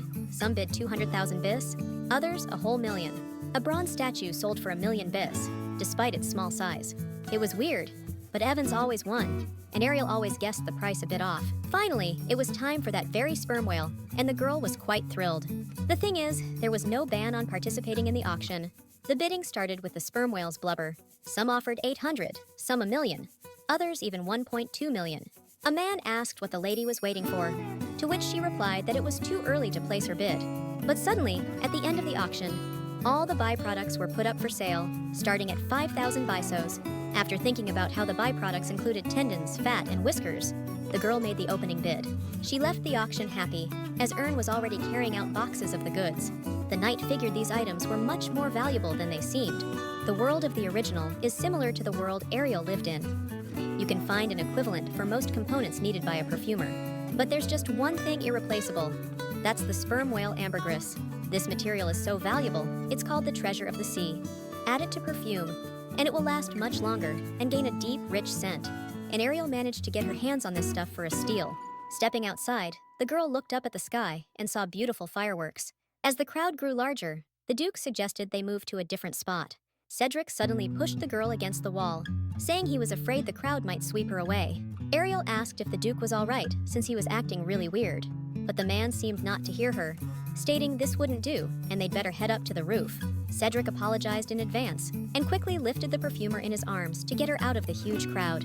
A few moves, and the pair found themselves on the roof, with the whole street in view like the palm of their hand. Evans suddenly filled Ariel in on his recent argument win. The girl smiled, and said that since he won, he should make a wish. The lady thought Cedric would ask for 10 free bottles of healing perfume, but he, with a corner-lip smile, wished for a brief hug with the perfumer. He declared it would take just a second, and he would let go immediately. Ariel quickly reminded him that they had broken up a long time ago. Also, she said if anyone saw them, they'd be pinned against the wall in no time. The girl decided she needed to prove his judgments wrong, so she agreed to the hug. The Duke pulled her close, embracing her tightly. He smelled of pine, and she couldn't figure out why a second seemed to last an eternity. Cedric thanked the lady for fulfilling his unusual request. Looks like Winston was worn out since she slept in late. Rena reminded that today was the day of the interview. The girl also mentioned that Ariel was calling for the Duke in her dreams. Nothing serious happened, but Ariel couldn't stop replaying yesterday in her mind. As expected, Khan used the festival as a chance to send killers after Ariel. The guy decided that from now on, to keep the lady safe, he wouldn't leave her side, not even for a step. A guy named Lobby showed up for the interview. The girl asked him to first talk about himself. He shared that he loves perfume, which is why he graduated from the chemistry department of the academy, ranking second in his class. And his main goal is to become a brilliant perfumer of the century, just like Ariel Winston herself. The guy began to explain how he was utterly amazed when he first smelled these perfumes, and he had never encountered such a fresh and deep rose scent anywhere else. He said that her perfume was like a textbook to him. The girl announced that they both had passed the selection process, but Cedric was shocked that Ariel had decided to hire green rookies with no experience. But the lady countered, saying that work experience wasn't a mandatory requirement. She also announced that both candidates have the necessary skills. She noted that among all the candidates, they showed the most passion for perfume. Rena and Ern were really happy to have new colleagues. There were a few essentials needed for the new perfume shop. First off, good staff and a big space. Secondly, knowledge about a perfume called Ariel Winston. And thirdly, a new perfume that would tie all the previous points together. Ariel mentioned that to develop this new product, she'd lock the lab door for a while. Half a month later, it was the grand opening day of Ariel's perfume shop. The lady announced to everyone that her new shop was opening again. Everyone was curious about what changes awaited them. The new employees were really nervous since it was their first job. The girl instructed Rena and Erna to be mentors for those young guys. But then, at the opening, an investor showed up and handed the lady a gift, which was surprising since Ariel hadn't even dealt with him before. Inside the box were Arios crystals. The girl thanked the man for the gift, while the new employees started guessing about her relationship with Evans. The fifth prince ordered a barrier to be set up around the store. When asked why the barrier was needed, the official said it was for protection. Ariel thanked the blonde for his concern, as it was really sweet of him. The guys started greeting guests when the store finally opened. The service was very pleasant and polite, thanks to the new employees. The perfumer concluded that increasing the staff made things much easier. But suddenly, a lady asked what the name of the perfume Ariel herself uses. Ariel announced that it's a new release available from today, and then offered to try it. This perfume emitted a luxurious and sweet fragrance. It's intertwined with vanilla, creating a sense of subtle sweetness, with jasmine as the base, filled with an exciting beauty. People will be able to enjoy the fragrance for a long time. The girl said that the scent is very deep and mysterious. Then, Winston decided to share that it contains a special ingredient, and amber complements the base note. The customer was amazed that the scent would stay on the skin from morning till night. Rena reported that half of the charm aesthetic stock is already sold out. It was amazing that the most popular perfume wasn't even advertised. To that, Ariel said that Aisha was wrong, because the perfume is being advertised right at this minute. The whole ad was just a girl spritzing it on before she welcomed her guests. Thanks to the popularity she gained from being crowned the May Queen, the lady decided extra advertising was unnecessary. It was all because Ariel Winston had become an object of desire herself. The girl couldn't even imagine that the stocks would run out so quickly. Despite being super busy, they achieved great results, and Ariel suggested they celebrate together. Duke Evans walked into the shop and asked to join in the fun. Cedric somehow found out the schedule again and showed up right at closing time. The guy explained that after catching the scent of today's perfume, he figured it was a new product. Cedric mentioned that the fragrance is as seductive as it is beautiful. The knight and the maid decided to leave the couple alone, under the pretext of getting more food. The girl noticed that he couldn't take his eyes off her. Cedric cleverly observed that Ariel keeps avoiding the man's gaze. Evans noted that his gaze was fixed on just one person. But Ariel was, to put it mildly, shocked when she realized that Cedric liked her. After that evening, the girl couldn't sleep or believe that Cedric could have feelings for Ariel. With her mind in complete chaos, she decided to get some fresh air. She realized that even if Evans likes Lady Winston, as long as he's tied to Lena, they'll stick to the original plan. But if things start deviating from the original plot, there's a chance his fate will intertwine with Ariel's. In a flash, right under her window, the lady spotted the main character doing something in the middle of the night. Lena apologized, saying she didn't even realize the workday was over. Since the lady still couldn't fall asleep, she offered the girl some tea. The lady felt really embarrassed and explained her late visit by saying that in her area, people work late into the night. The visitor mentioned she had business with Lady Ariel. Ariel pondered how nice the girl seemed, yet unaware that Ariel initially planned to kill her with a poisonous perfume. As it was known, the perfumer took custom orders, and Ariel asked if Lena wanted to place an order. The girl declared that the scent didn't matter, but she really wanted a magical perfume. At that, Winston apologized, as she didn't take orders for magical perfumes. Not only is there a high risk of failure requiring a hefty deposit, but if anything goes wrong, Ariel has to take full responsibility. But the blonde asked to hear her out before making a decision. She explained that she was from Sendor and had only stopped in the Beller Empire for a short while. The reason she's here is that she wants to cure an old disease of unknown origin. She couldn't find treatment in other countries, so she had to come here. Here, Lena got the same response, and then she learned about Ariel Winston, about how she's a brilliant perfumer of the century, and she might just be able to cure her disease. The perfumer declared that she's no magician, just someone who makes perfumes. The lady said she wouldn't mind if they failed, but Ariel might be able to help. The girl didn't remember Elena having such a mindset in the original. She's the main character, and if there's a chance to help someone, she's on it. The perfumer said that curing the disease completely might not be possible, but she could try to ease the symptoms. The lady mentioned she'd send a deposit tomorrow, but for now, she'd say her goodbyes. Ariel started to think that maybe she was just imagining things, since the original probably can't change. The girl approached the dungeon and promised that she'd definitely get Theo out of there. The lady arrived at the only place in the Empire where holy water flows. Ern explained that people come here to heal and purify themselves, and priests use this holy water for blessings. Ariel wanted to use the holy water, and perhaps manage to create a perfume that would relieve Elena from her suffering. But for the holy water to work, they need a blessing. They just have to follow the path uphill. At the top, priests stood giving blessings to people. The goddess of fate, Selena, blessed Ariel with peace and tranquility. The priest claimed that the goddess would illuminate her path and send eternal blessings. But suddenly, the girl saw that it was the fifth prince standing in the priest's place, asking what she was doing there. He explained that they were short on labor, and he was here to help because he possessed divine power, even by imperial family standards. And Winston said she was here because she had an order and was planning to make a perfume with healing effects. Unfortunately, taking holy water off the premises is forbidden, but maybe the girl could manage with some herbs. Celestine grass. That's a plant containing divine power. If you soak it in water while reciting a prayer, the water becomes holy, but you can't get the herb either. The man provided Ariel with some holy water, suggesting she develop the perfume right in the temple. The lady thanked His Highness, as she had brought all the ingredients just in case. It was amazing how quickly and easily the girl made the perfume, but she spent a lot of time on research. Suddenly, Ariel spotted Sasha and Eileen. The thing is, Sasha was feeling unwell and wanted a priest's blessing. The perfumer shared that she felt great and was here to create perfume. She used the pure scent of Lily of the Valley as a base and added holy water for a blessing effect. The girl handed the bottle to Sasha, spraying the freshly made product. The girl's fever immediately subsided, and it became easier for her to breathe. Winston was very pleased with the positive effect. The fifth prince was astonished, as he had never seen such an effect from simple perfumes before. Although it's just perfume, and the effect will only last 3 to 4 hours, it's still going to be useful. A guy had this idea and suggested making more of that perfume to give out to those in need. It'll cut down on the priest's work and might help those who can't easily get to a church. Ariel promised to make as much of the healing perfume as possible. She mentioned that she mixed holy water with magical herbs that have a pain-relieving effect. The formula also includes the flower of the May Lily of the Valley, giving a subtle scent. When the main character sprayed the elixir on herself, she found it much easier to breathe. She explained that the perfume won't completely cure the lady's illness, but it will significantly ease the suffering. Elena, taking Ariel by the hands, said that when she returns to her homeland, she'll definitely promote her perfume. The girl looked away and thought about how this could save her brother. She went to that very cage and woke up her little brother. He asked where she had been, and she replied that she had some errands. Lena gave the guy that very perfume, saying it would ease his suffering.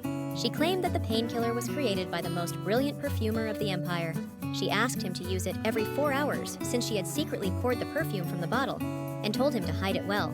Suddenly, a girl appeared, asking what they were up to. Researcher Kana reported that she came in without the leader's knowledge, and the girl might tattle. She took the perfume from them, asking if it had any effect. The girl declared that with this, conducting experiments would be much easier. The leader ordered Phila to report if she notices any strange reactions.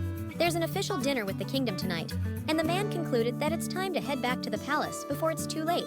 They reminded Elena to make sure she cozied up to the right people. His love is so deep that during the last ball for the Empire's founding, he took care of all the mercenaries. But luckily, Evans killed them before the boss could extract any information. They found it funny watching the Duke cross all lines of decency, and the informant asked to deal with him. Elena let him know that he could count on her. Evans thought about how today was a great day, and it's a shame the weather didn't agree. Kian heard they had special guests from the kingdom of Sendor. The men discussed seeing a man and a woman from there. Evans mentioned that he thought Elena wore the same perfume as Lady Ariel. The fifth prince said that in the past, he hated Cedric for being perfect at everything, but now he's actually grateful to him. At the imperial dinner, the Duke and the main heroine met again, when Lena said it was fate that brought them back together. Cedric mentioned that her perfume was familiar to him, which is why he remembered her. Surprisingly, the heroine doesn't use perfume, but still, the Duke sensed a familiar scent. She told him that she had met Ariel Winston at the Spring Festival. The Duke said he was her investor and was impressed right from the business plan stage. He believed that with her exceptional talent, the store was destined for success, but the results exceeded all expectations. Elena started to worry that she and Ariel had crossed paths again, because if she followed the plan, on the contrary, it might cause him to dislike her. The girl hurried to greet the prince and princess of the ball. Kian immediately realized that the girl might have used a similar perfume to Ariel's. The lady mentioned she was really eager to meet both of them, and also brought up that the prince once ran his own business. She also shared that she can't wait for Ariel's perfumes to spread to her kingdom. The guy showed off the perfume that the lady created just for him. Kian suggested the girl should give it a try, to which she responded it was a huge honor for her. Elena started to realize that Winston was so famous, she could even influence the imperial family, and it would be reckless to cross her. To revive the Cane Guild, Ariel's genius abilities are essential. However, if such a public figure, known even to the imperial family, disappears, it would cause quite the uproar. Elena decided it was time to come up with a new plan. Suddenly, Duke Evans appeared behind her, asking what she was doing there. But then, the man suddenly asked if the lady had seen a certain mark 16 years ago. He started talking about his suspicions that the girl had witnessed some mysterious magic or experiments. She realized he suspected her of spying for Khan, but couldn't figure out why. She tried to dodge his gaze, saying it was really unpleasant to hear that. And, by the way, she had never heard or seen anything like it. Then, the man apologized, explaining that he was just conducting an investigation. He also asked her to let him know if she saw or learned anything. Evans still remembered the smell of the place where he was locked up 16 years ago. Cedric was sure that the girl carried the scent of that place. The Duke reviewed all of Lady Elena's documents, but everything was in order. The advisor also confirmed that this girl's identity was legitimate. The only unusual thing was the disappearance of her younger brother in her childhood. Rick heard that at 8, she disappeared with her brother, but came back alone a few weeks later. It was also known that Khan kidnapped little kids for human experiments. Assuming Winbell's younger brother is one of Khan's experimental subjects, Lena, who escaped alone after the kidnapping, could have joined Khan to save her younger brother. From all this, Cedric couldn't understand one thing. Why did she risk her life by sneaking into the palace? She might be the main accomplice, so the Duke asked for a thorough investigation. If this investigation turns up some crucial leads, Cedric might figure out why Khan is obsessed with Lady Winston. He might find a way to deal with the madness. Rena reported that Ariel received an invitation from the Imperial Palace, from Princess Lena. It was wonderful because the princess was inviting a perfumer to her birthday ball. Ariel was tensely thinking about what to gift her. It should be luxurious, but not cliché. The maid came up with the idea, saying that the princess loves to travel. Euphoria Island, Tanzari, you name it. There's no place she hasn't been, especially the snowy lands up north. She's there a lot.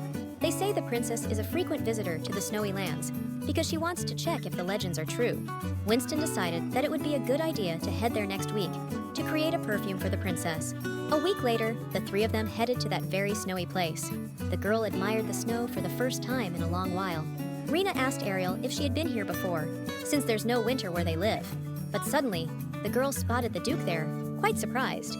The man was here on an investigation, but I, the girl, got an invitation to a ball from the princess, so I decided to give her a perfume, inspired by her favorite place. The Duke mentioned she likes coming here because of the fairy tale, but it's just a natural phenomenon. The guy said it'll get colder towards the evening, and Ariel better head back before it's too late. Ariel was carefully crafting a new perfume recipe, based on her experience and brilliant talent in chemistry. Ern and Rena came back with bags full of groceries. Ern asked the girls to take a break, since he'd handle the dinner. The night really could cook deliciously, which totally amazed the ladies. Although the girls didn't come here to relax, it turned out to be just that, thanks to the beautiful view. Ariel shared that after moving, all she did was work. At first, she was shocked by the fact that she had moved into Ariel's body. But for her, it was a blessing that she could work with perfumes again thanks to this Ariel. After all, what she had desperately dreamed of in her past life had come true here. She realized that in the end, you could say everything worked out for the best. Winston wondered who exactly Evans would come to see. Rena said they'd clean up and head to the cottage, while the perfumer would sit for a bit longer and then come over. Ariel was seriously fighting off sleep, but she knew if she fell asleep right on the street, Rena would definitely nag. The girl eventually fell asleep and had a nightmare about how the original Ariel poisoned the main heroine. When Ariel woke up, a worried Duke was already sitting beside her. He told her it was dangerous to sleep in such a place and that she better go inside the house. The girl shared that she dreamt about Evans leaving her, to which the man declared he would never leave. Ariel noticed that Cedric's mood had soured. The guy mentioned he wouldn't even want this happening in his dreams. Cedric gave the girl his jacket, saying it's getting cold outside. Ariel realized she woke up the moment she felt the warmth. She asked if the Duke had really been sitting next to her the whole time she slept. To that, the Duke said he just couldn't let a lady catch a cold. Evans, noticing the girl sleeping alone, thought it was dangerous and just sat next to her. He was afraid Ariel would get cold, so he hugged her a little. At that, Winston claimed she was still a bit cold. The Duke couldn't think of anything better than to hug the perfumer tightly, warming her with his warmth. The girl was well aware that she shouldn't get carried away with this man. Her mind was clouded by emotions, and she couldn't push her ex away when he pulled her into a kiss. The lady apologized for not resisting at all. The northern lights appeared in the sky, and the man said it looked like Aurora decided to show up. The perfumer caught a delightful scent, which, according to Cedric, came from a single flower. The flowers started glowing as if they were lit up, and the girl said it was incredible. It was an amazing feeling, as if lily, jasmine, and iris were mixed together. The Duke explained that they only bloom at dawn when the northern lights appear. Turns out it was a phenomenon they called the Fairy of Aurora. Memories surfaced of when she became the May Queen and when she opened her new store. The flower awakened happy moments. All it took was a whiff of its scent. The princess said she wanted to relive memories from her childhood. Now Ariel has decided what to give as a gift. The man asked if Elna was to the Duke's liking, but she reported that she didn't just fail to get close. Instead, she aroused further suspicions. The girl recounted how she tried to start a conversation for a long time, but he just ignored her, turning away. She apologized for not being able to execute the plan properly, but he just got angry and, grabbing her by the chin, said he thought the Duke would fall for a pretty face. He concluded that in that case, Elna is simply useless, but she mentioned that the Duke would be at the princess's birthday dinner, and then she would try again. But the man dismissed that plan, saying that in the morning, Phil would give her instructions. The day of the ball celebrating the princess's birthday has arrived. Ariel was informed that His Grace the Duke had already arrived. A man complimented her by saying that she looked exceptionally magnificent today. Although it's a small thing, it's best to take it as a token of gratitude, considering he has escorted her several times already. Cedric asked if the girl had chosen the gift herself, but after her response, he smiled and said that the color was very beautiful. Winston was embarrassed when the Duke took her hand, especially after that incident with the kiss. The lady started to think that yesterday's event was just a mistake.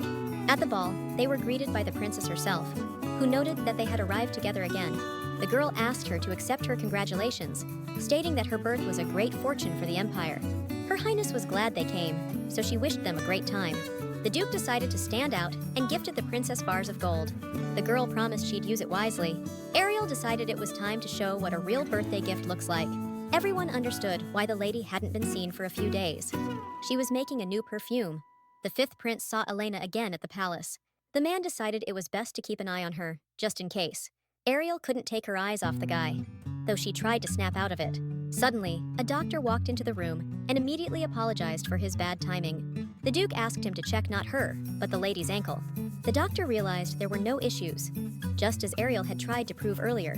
The perfumer immediately realized she had just wanted to kiss the man. Evans said it was really good that the injury was minor. After that, he offered the lady another dance. The girl thought that such looks should be illegal. But suddenly, Ariel remembered that Cedric had mentioned he needed to talk to her. The man explained that he feels at peace when the perfumer is around, and initially thought it was just the madness wearing off. But now, he was sure that he liked Ariel Winston. But before he could say it, the lady hurried out of the hall. The girl couldn't understand why she hadn't realized it before, as every single moment was practically screaming it. Cedric hugged her, asking her not to run away, but she claimed she wanted to be true to herself, which she couldn't do next to a man. Ariel wanted to explain everything, but suddenly her lips were sealed with a kiss. Cedric told her not to worry, because for him, Ariel was the main character. The girl wondered if she could change the course of the original story. The big question was whether the Duke would fall for her, the real her, not just a character from the plot. The perfumer decided she wouldn't find out unless she made the first move herself. Everything will be fine, since the story had already started to change. And now, she wasn't just a secondary character, Ariel Winston, but the girl from the real world. But suddenly, the lady disappeared, and the whole room filled with strange smoke. Cedric immediately realized that this kind of attack was the work of Can. Rick yelled that we need to get out fast, because something weird was going down. The Duke rushed outside, saw the prince, ran up to him, and asked what happened. He said someone had hidden paralyzing smoke devices all over the palace. When a certain time struck, the device activated and spread them. The guards are trying to get the situation under control with a neutralizer. Turns out the suspect was Elena, who'd been walking around the palace all sweet and innocent. Also, considering she showed up at the official event between the kingdoms, it's safe to say the crime was planned. They started questioning the girl about who sent her, and she kept saying she knew nothing. Cedric shared that he'd been investigating, and there's a chance that Can is holding the Windbell family hostage, which is why she's acting under his orders. Ever since he and his younger brother were kidnapped, and Elena came back alone, his whereabouts have been unknown. Recently, the Duke even showed her the mark of Kana, and by the look on her face, she recognized it. The girl looked away and asked if she tells them everything she knows. Could they save her brother? Evans said there's a chance, but he can't guarantee it for sure. Nevertheless, they must do everything in their power because the girl will tell them everything. They want to use Kana's influence with the powerful demonic beasts they've created. To keep them in check, a special chemical is needed. The Duke stated that with their skills, full control is impossible. They plan to use Ariel's abilities to completely subdue the demonic beasts. 5 hours had passed when Winston disappeared. The girl was paralyzed and lying on a stone table. When the man saw she was awake, he approached. The lady recognized him immediately, since he had offered to escort her at a recent ball. He introduced himself as the second head of the guild, Rode. Upon seeing him, the lady instantly knew he was the leader of a gang. He claimed he hadn't kidnapped her, but merely wanted to fulfill her wish. Rode mentioned that it was a long time ago, and she might not even remember it. Red declared that he would help the lady revive her memories. The Empress said that they had taken root in the system again, and there was a chance to track them down. After the incident with the paralyzing gases and the lady's disappearance, an emergency meeting was held at the Imperial Palace. The Duke declared that he would lead his troops this very second to flatten Khan to the ground. The Imperial Guard teamed up with the Evans Night Order, and they infiltrated the base. Inside, it was crawling with demonic beasts. They were endless, and the fifth prince himself took charge. Deep inside, there was a massive garden where Onyxia was grown. Suddenly, the huge crystal that powered the flowers started making weird noises and sparking. They screwed up again, but this time, the odds of successfully creating the creature were high. Gotta give credit where it's due. The second chapter chose the ducal family, and they were confident they'd succeed. Ariel started recalling how she and Evans were once caged together as kids. The girl offered to help the boy with his injuries because he was badly hurt. After all, she had a miraculous medicine for all ailments, made by her mom. And indeed, the girl successfully cured little Cedric. Her mother was the most brilliant alchemist scientist in the Empire, and she could create anything. But unfortunately, Ariel hasn't seen her mom since she ended up here. When the carriage met with an unexpected accident, she opened her eyes to find herself here. He was also dragged here after the carriage was attacked. Evans declared that now, they were both in the hands of kidnappers. The girl suggested that they should escape from here together as soon as possible. They were conducting experiments on the boy, recording observations that showed the highest compatibility of magical power. Test subject number 6 died from a magic power toxicity. The red-haired boy asked his father to try and conduct the test. After all the suffering, the girl kept easing someone else's pain with her mom's elixirs. The kids figured that Can are real psychos for tormenting children for a whole week. The girl said that anyway, it'd be good to escape from here with her mom. The three of them together. At that, the redhead said it was just a laugh, and then claimed he was the future second lead.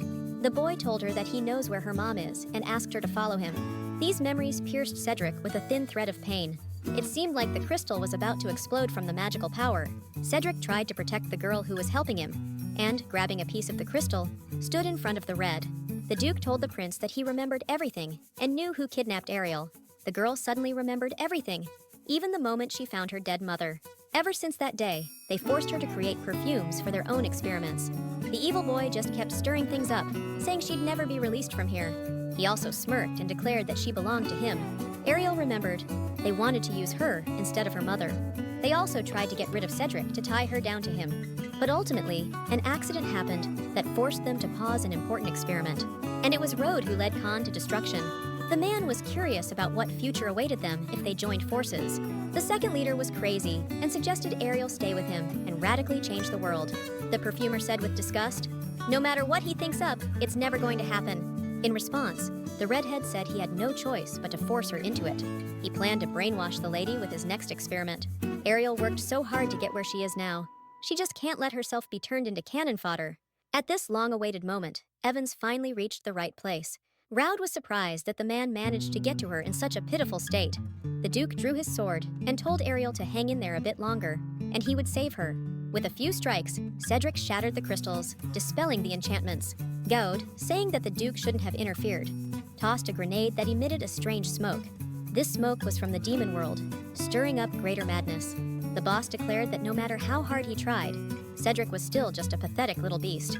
Knights burst into the room, asking if His Highness was all right. The Duke couldn't hold back and charged into battle, attacking his own knights. But the fifth prince stepped in to protect Erna, using his divine power. The nephew urged Evans to snap out of it, stressing it was crucial not just for him, but for Lady Winston. Voices screamed in his head, urging him to turn against others, telling him to kill indiscriminately. He charged again, but after overcoming the prince's divine power, he focused on the knights. Ariel stepped in for Erna, shielding him so that he wouldn't harm her friend by any chance. The girl tried to bring Cedric back to his senses. Suddenly, after long screams, Evans finally recognized Ariel. Ariel knew he wasn't fully mad yet, and just in case, she had a sedative pill in her pocket. The man silently pulled the girl close, symbolizing a hug. The monk started healing Kian. The knight promised he'd return with good news, and Ariel had to cope on her own. The symptoms intensified. It's going to be tough handling them alone. The girl really didn't want to use this method, but there was no other choice. Ariel popped a pill into her mouth and pulled the man into a deep kiss. It all worked out, because that powerful sedative will soon make Evans feel better. Finally, the Duke came to and started talking. The man hugged the girl tightly, saying he wouldn't want to go through that again. They bound all the participants, Cain included, with heavy chains. Red claimed that Cedric remains a monster, even if he's a successful creation of his dad. Evans has the blood of demonic creatures running through his veins, and that can't be changed. To that, the man said he doesn't regret his mixed blood at all. Sure, there are some side effects, but he gained obvious strength. It was awesome because Cedric could gut anyone like a rat. Ariel asked how to completely get rid of the side effects of human experimentation. Rhodes said the girl was too naive, as there's no one on Earth who can cleanse a blackened soul. A body, once intertwined with demonic blood, can never return to its previous state. Winston's face showed frustration that she couldn't get the answer she wanted. Evans proudly declared that he doesn't care anymore, as he has already found his sanctuary. Red tried again to say that she's going to live a normal life, making perfumes like a merchant. But now, she can get her hands on stuff she couldn't even dream of before.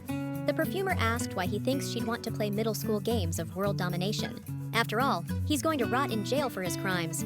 He started yelling that he did a lot to meet Ariel, to which the girl offered him a perfume that could kill him with one press. They offered to teleport him home. There was just one rule for using it, one person at a time. Finally, the missing kids came back home.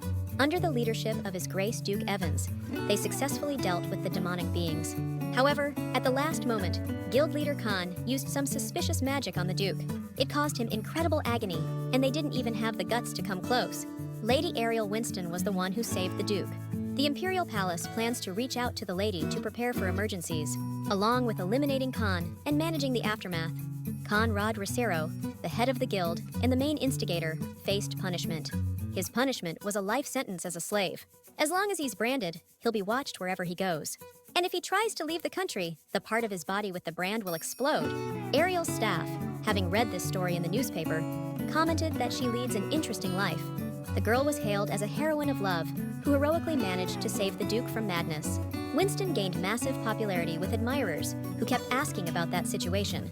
Some even thought that the girl shielded Cedric with her body, as the incident sparked a bunch of silly rumors. But the girl was comforted by the fact that, because of this, their sales went up. Ariel had a checkup with the court doctor, rested a bit, and came back re-energized. And Rena took good care of the shop when the owner was away. Now, all the employees manage perfectly, even without the head perfumer showing up. They expertly advised on products, reminding customers that their goods would last long on the skin. Seeing this, Winston concluded that there shouldn't be any problems in the future.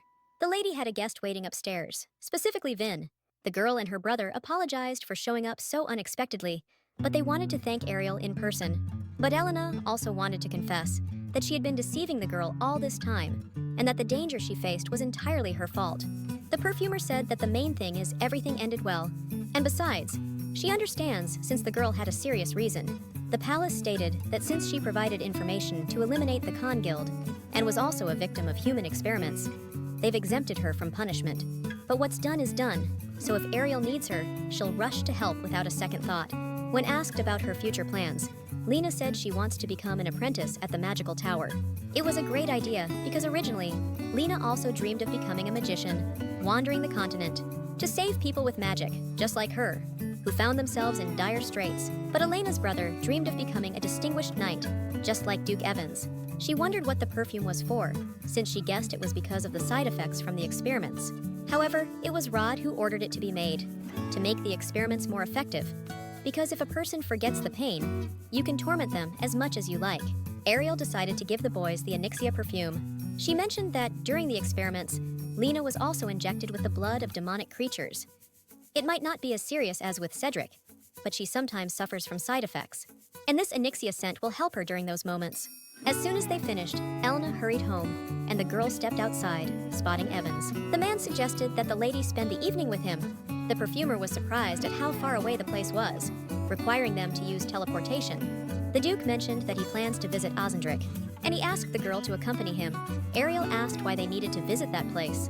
Evans suggested they visit first and find out everything afterwards.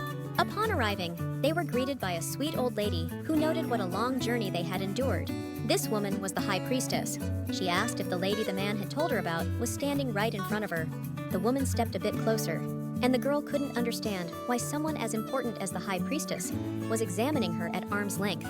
The old lady asked Cedric to leave them alone for a bit, as she had something personal to discuss with the lady. As soon as the Duke left, the priestess revealed that she knew Ariel came from another world. She said she wasn't planning to interrogate the lady. The perfumer wondered how much this lady knew, and if she was aware that she came from planet Earth. The priestess declared that she understands what's troubling the girl, having only seen such a thing before. It's a rare occurrence.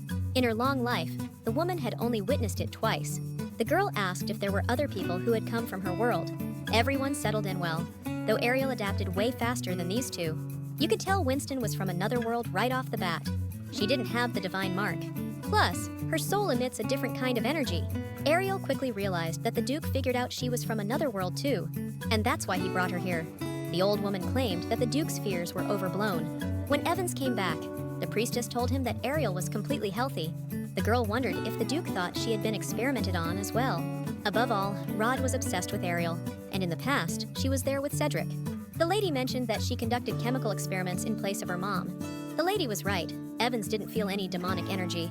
The Duke shared that when he went down to the sewer, he remembered everything that happened in the past, and that Ariel was the sole reason he could keep going.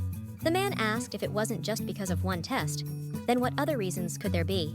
The perfumer had a hunch about the reason, but didn't know how to explain it. Such symptoms, all known treatments, are mixed with ingredients from the demonic world. Up until now, Cedric's symptoms were described in the original as an incurable disease. But there's another way, though the girl doesn't know if she should mention it. But the girl thought that if the author himself wrote about this novel, it probably isn't complete nonsense. Hesitating, she revealed that the second reason the symptoms subsided was love. Cedric's madness is caused by the fact that the blood of a demonic being can't fully mix with his own. To treat it, they needed to eradicate the nature of the demonic beings whose blood was mixed with human blood. One way to treat it is to sweep it out with human nature. In other words, feelings that only a human can experience. The girl mentioned that it's just a possibility. She thinks the author read too many fairy tales. And it also sounds like it's because Ariel likes him way too much. The man said that it doesn't mean such an opinion exists. It seemed strange to him. But if she were of the same origin as him, the symptoms would have receded at their first meeting. At first, he thought it was a mnemonic effect. But at some point, things started happening that couldn't be explained anymore. The Duke planned to confess at a more suitable place, at a more suitable time. But he can't hold back anymore, because he's fallen for Ariel Winston. The guy wasn't sure if he had the right to say this, but he was head over heels in love with her. In turn, the girl reciprocated his feelings and confessed her own. Suddenly, a strange thought crossed her mind. If she truly had stepped into a fairy tale, the word "the end" would pop up under the scene right now. A month later, Ariel woke up in her own bed. Next to her was Cedric, asking if she had slept well. The perfumer started staying at Cedric's estate more often, under the pretext of being his personal doctor. Over the month, they got even closer with Evans. Also, the girl began to expand her perfume business. Also, she opened a second perfume shop in the Magellan area. Charlotte congratulated the lady on the opening and on overcoming her business challenges.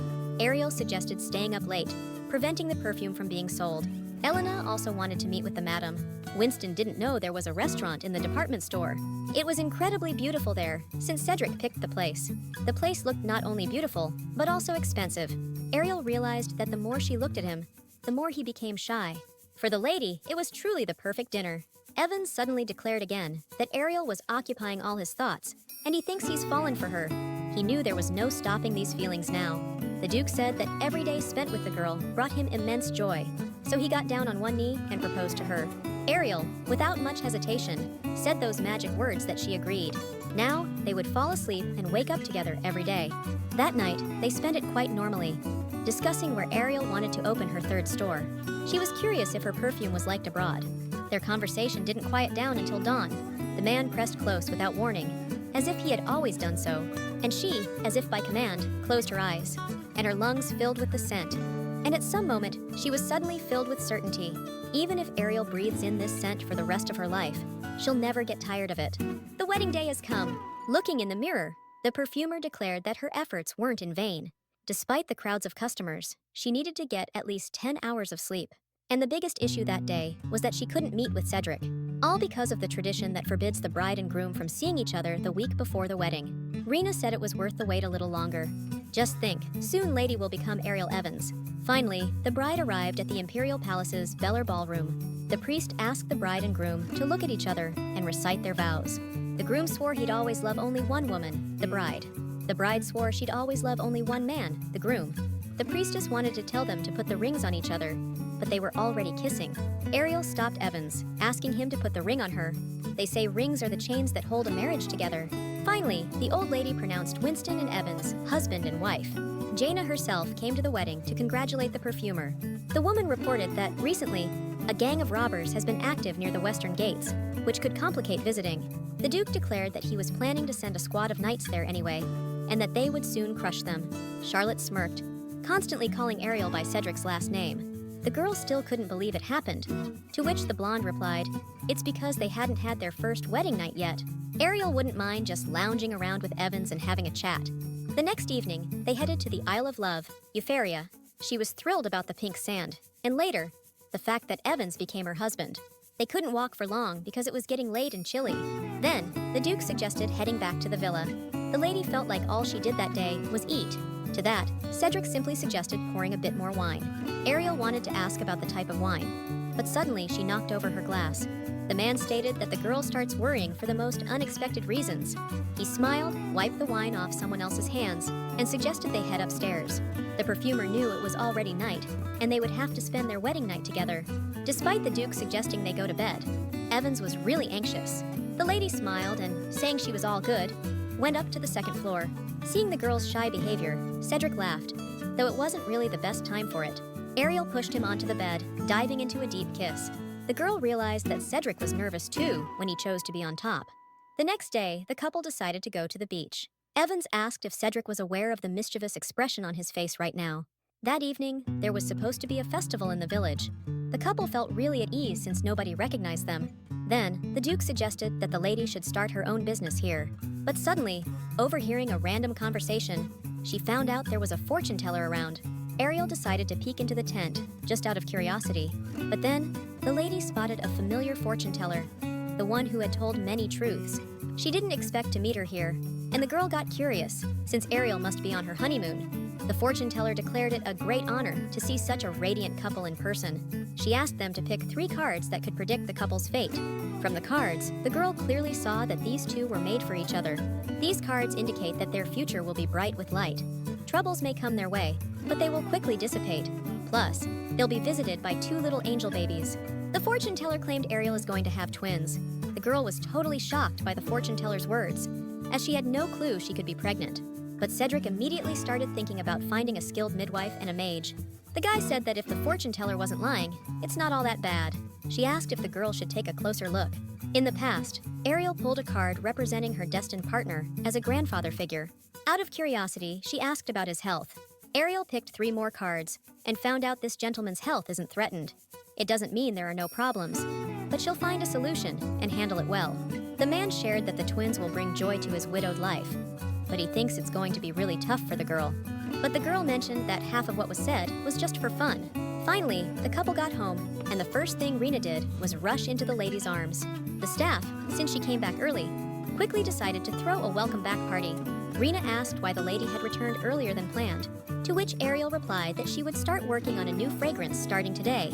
The guys announced they'd help with anything the lady needed, but Evans wanted to create a fragrance with the scent of Euphoria's sea breeze, with a hint of palms and exotic fruits, and the scent of musk mixed with coniferous wood.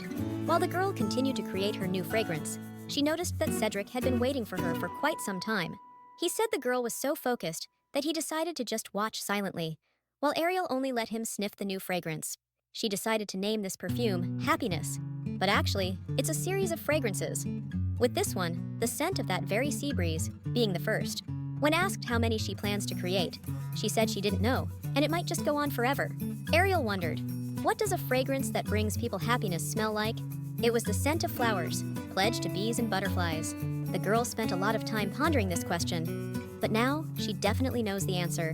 The scent of happiness she so desperately wanted to unveil turned out to be the scent of a person. No aromatic flower or expensive spice can beat the smell of the skin of a loved one. For Cedric and for her, they are the only ones who have given each other true happiness.